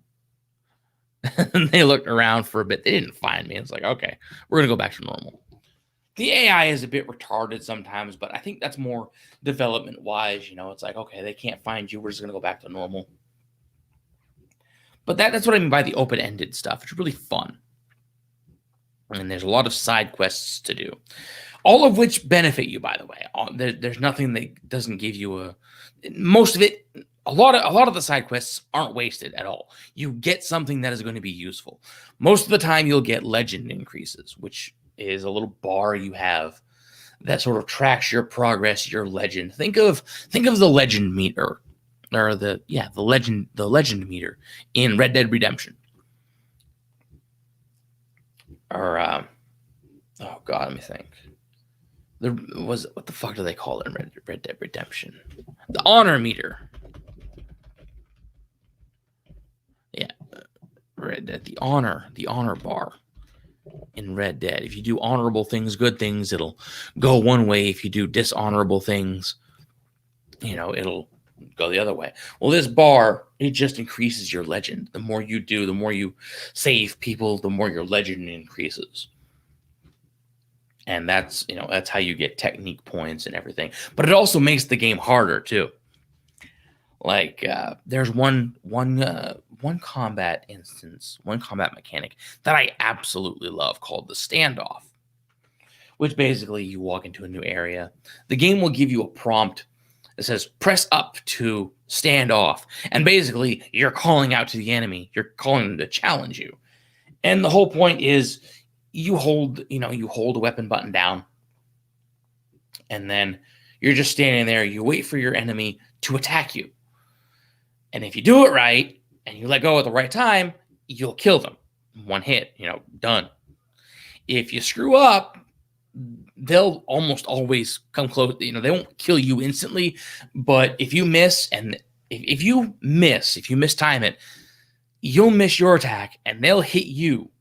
And you're pretty much down to 1 HP. You're pretty much going to be dead if you don't heal immediately. So the incentive to get better at that. But as your legend increases, there's more and more threats throughout the game. Like after you get a certain level, a certain point to your legend, the game will tell you that enemies will now start to trick you into attacking them. They'll feint. They'll do fake attacks before trying to kill you in the standoffs. And by fucking Christ, does that work? I can't tell you how many times I've fallen for that shit. And it's like, yeah. And I fucking let go. It's like, they got me. but the standoffs are fun. And as your legend increases, I think I'm at the point where there's eagles everywhere now. And fuck those little bastards. I hate them. There's these fucking eagles flying around in the sky. And if you're trying to be stealthy, there's a little meter that tells you that, the basic stealth meter that shows you who's seeing you in the alert. It's a generic modern day alert meter, basically. And it's, there you'll see it with the bird, and the bird will see you before anybody else. The same with the dogs. The dogs can sniff you out. There's dogs that sniff you out. It's fucking great. But just first impressions of this game. I say first impressions. It's not really a first impression because I'm already halfway through the game. I'm going to say about a third because I'm not even halfway through Act 2. But yeah, first impressions. The game is amazing. The controls are pretty good. I mean, some of it's a bit finicky. The combat is fucking incredible when the camera's not being an asshole. And some of the game mechanics, some of the combat mechanics are just the fucking best to play around with. The standoffs being one of them, and the bow and arrow being another fun little toy. And even the gimmicks, even the other items you can unlock and pick up, they just add so much depth to what's going on. It's one of those games where it's open world, but it's so contained. Like everything you need to do is literally not too far away. You'll find a haiku spot, and then maybe 200 or 300 meters in a different direction, you'll find a fox den, you'll find a spring, you'll find a bamboo challenge, all within the same area. So you're never going very far for all of this. You're just going to stumble across them most of the time. It's like, oh, I didn't see this. And that's how you're going to find most of the collectibles. But the exploration, it's like, this tiny little map. It's not like a Skyrim level type of world. It's just this tiny little island, and there's just so much shit going on. You're going to end up running, you're going to discover stuff before you have a chance to actually track them and hunt them down. But yeah, that's the first/late first impressions of Ghost of Tsushima. It's a lot of fun. It's really fucking colorful. Really colorful. Like, I'm going to have to get footage and show you what I'm talking about because I can't describe it. But it is absolutely amazing. And the story, like I said, the story is probably kind of predictable depending on what's going on. There's a lot of side quests that you can do that actually elaborate on the backstory as well. So it's not all wasted. It's a lot of well-written stuff. My voice is starting to go. Goddamn. But yeah. Oh, Jesus. But I suppose I'm doing all right for going off the cuff. I did not intend to go 3 fucking hours. I intended to get home and do this for about half an hour, 45 minutes, and then call it good. Nope, didn't happen. But, yeah. Hey, y'all left. I don't know if Supreme Heretic or Mar, I think Mar might still be here. I appreciate you guys showing up, for real. And if some of y'all come back and watch this later, y'all are awesome. But, yeah. I'm going to call it, I think. And I'll say I got to get up. I got to work tomorrow and all that good shit. Oh, and Tristan wanted me to plug this, so I'm going to plug it. Next Saturday, we're doing another Sacred Cow. The Sacred Cow Slaughter is where we take a certain idea or topic, what they call a sacred cow, basically, something you don't question. And we're going to tear it apart. The first one we did was a few weeks ago on the Alien series. Not the series. The first Alien film. Now, the video is unlisted, but I am going to go. I do have the actual footage, the video I downloaded. And I'm going to cut that up and edit it and post that segment on YouTube. So it will be available on the channel. I'm going to try to get it done in a couple of days. But that having been said, so that should be good. Next Saturday, we're gonna have it's gonna be me and TWOOD. Me and Tristan's gonna be here. It could be an open invitation. You know, if you want to be on, give me a DM. I'm gonna try and get the usual crowd. But we are going to be talking about Super Mario World. We mentioned that earlier in the stream too. But this is going to be... I have a feeling it might be a contentious topic. Then again, I thought the same thing about fucking Alien. And it actually turned out pretty fun. So we'll find out. But that's what next week is going to be. The main segment is going to be... the main segment is going to be the sacred cow of Super Mario World. And basically, we're gonna be taking it apart and saying that it's an overrated game, which I mean, it kind of is. You know, compared to other Mario games of the era, Super Mario World kind of falls flat.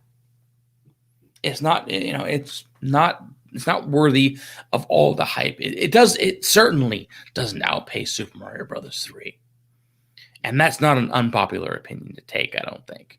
That's about as fucking pedestrian as fucking C.K. Lewis's types of jokes, for God's sake. But anyway, I thank you all for watching. It is now 1:30 Eastern Standard Time. I'm going to have a fucking... God, fucking Christ. I should have gotten home earlier to start earlier, but I didn't. But thank you all for checking us out. Supreme Heretic, Drew, if you're still here, thank you. Mar, you've been here the entire stream. I'll say Happy Dinosaur was here. He left early. I hope he's having a good night. But I thank you all for being here. Oh, yeah, Tristan, there you go. I will catch you later.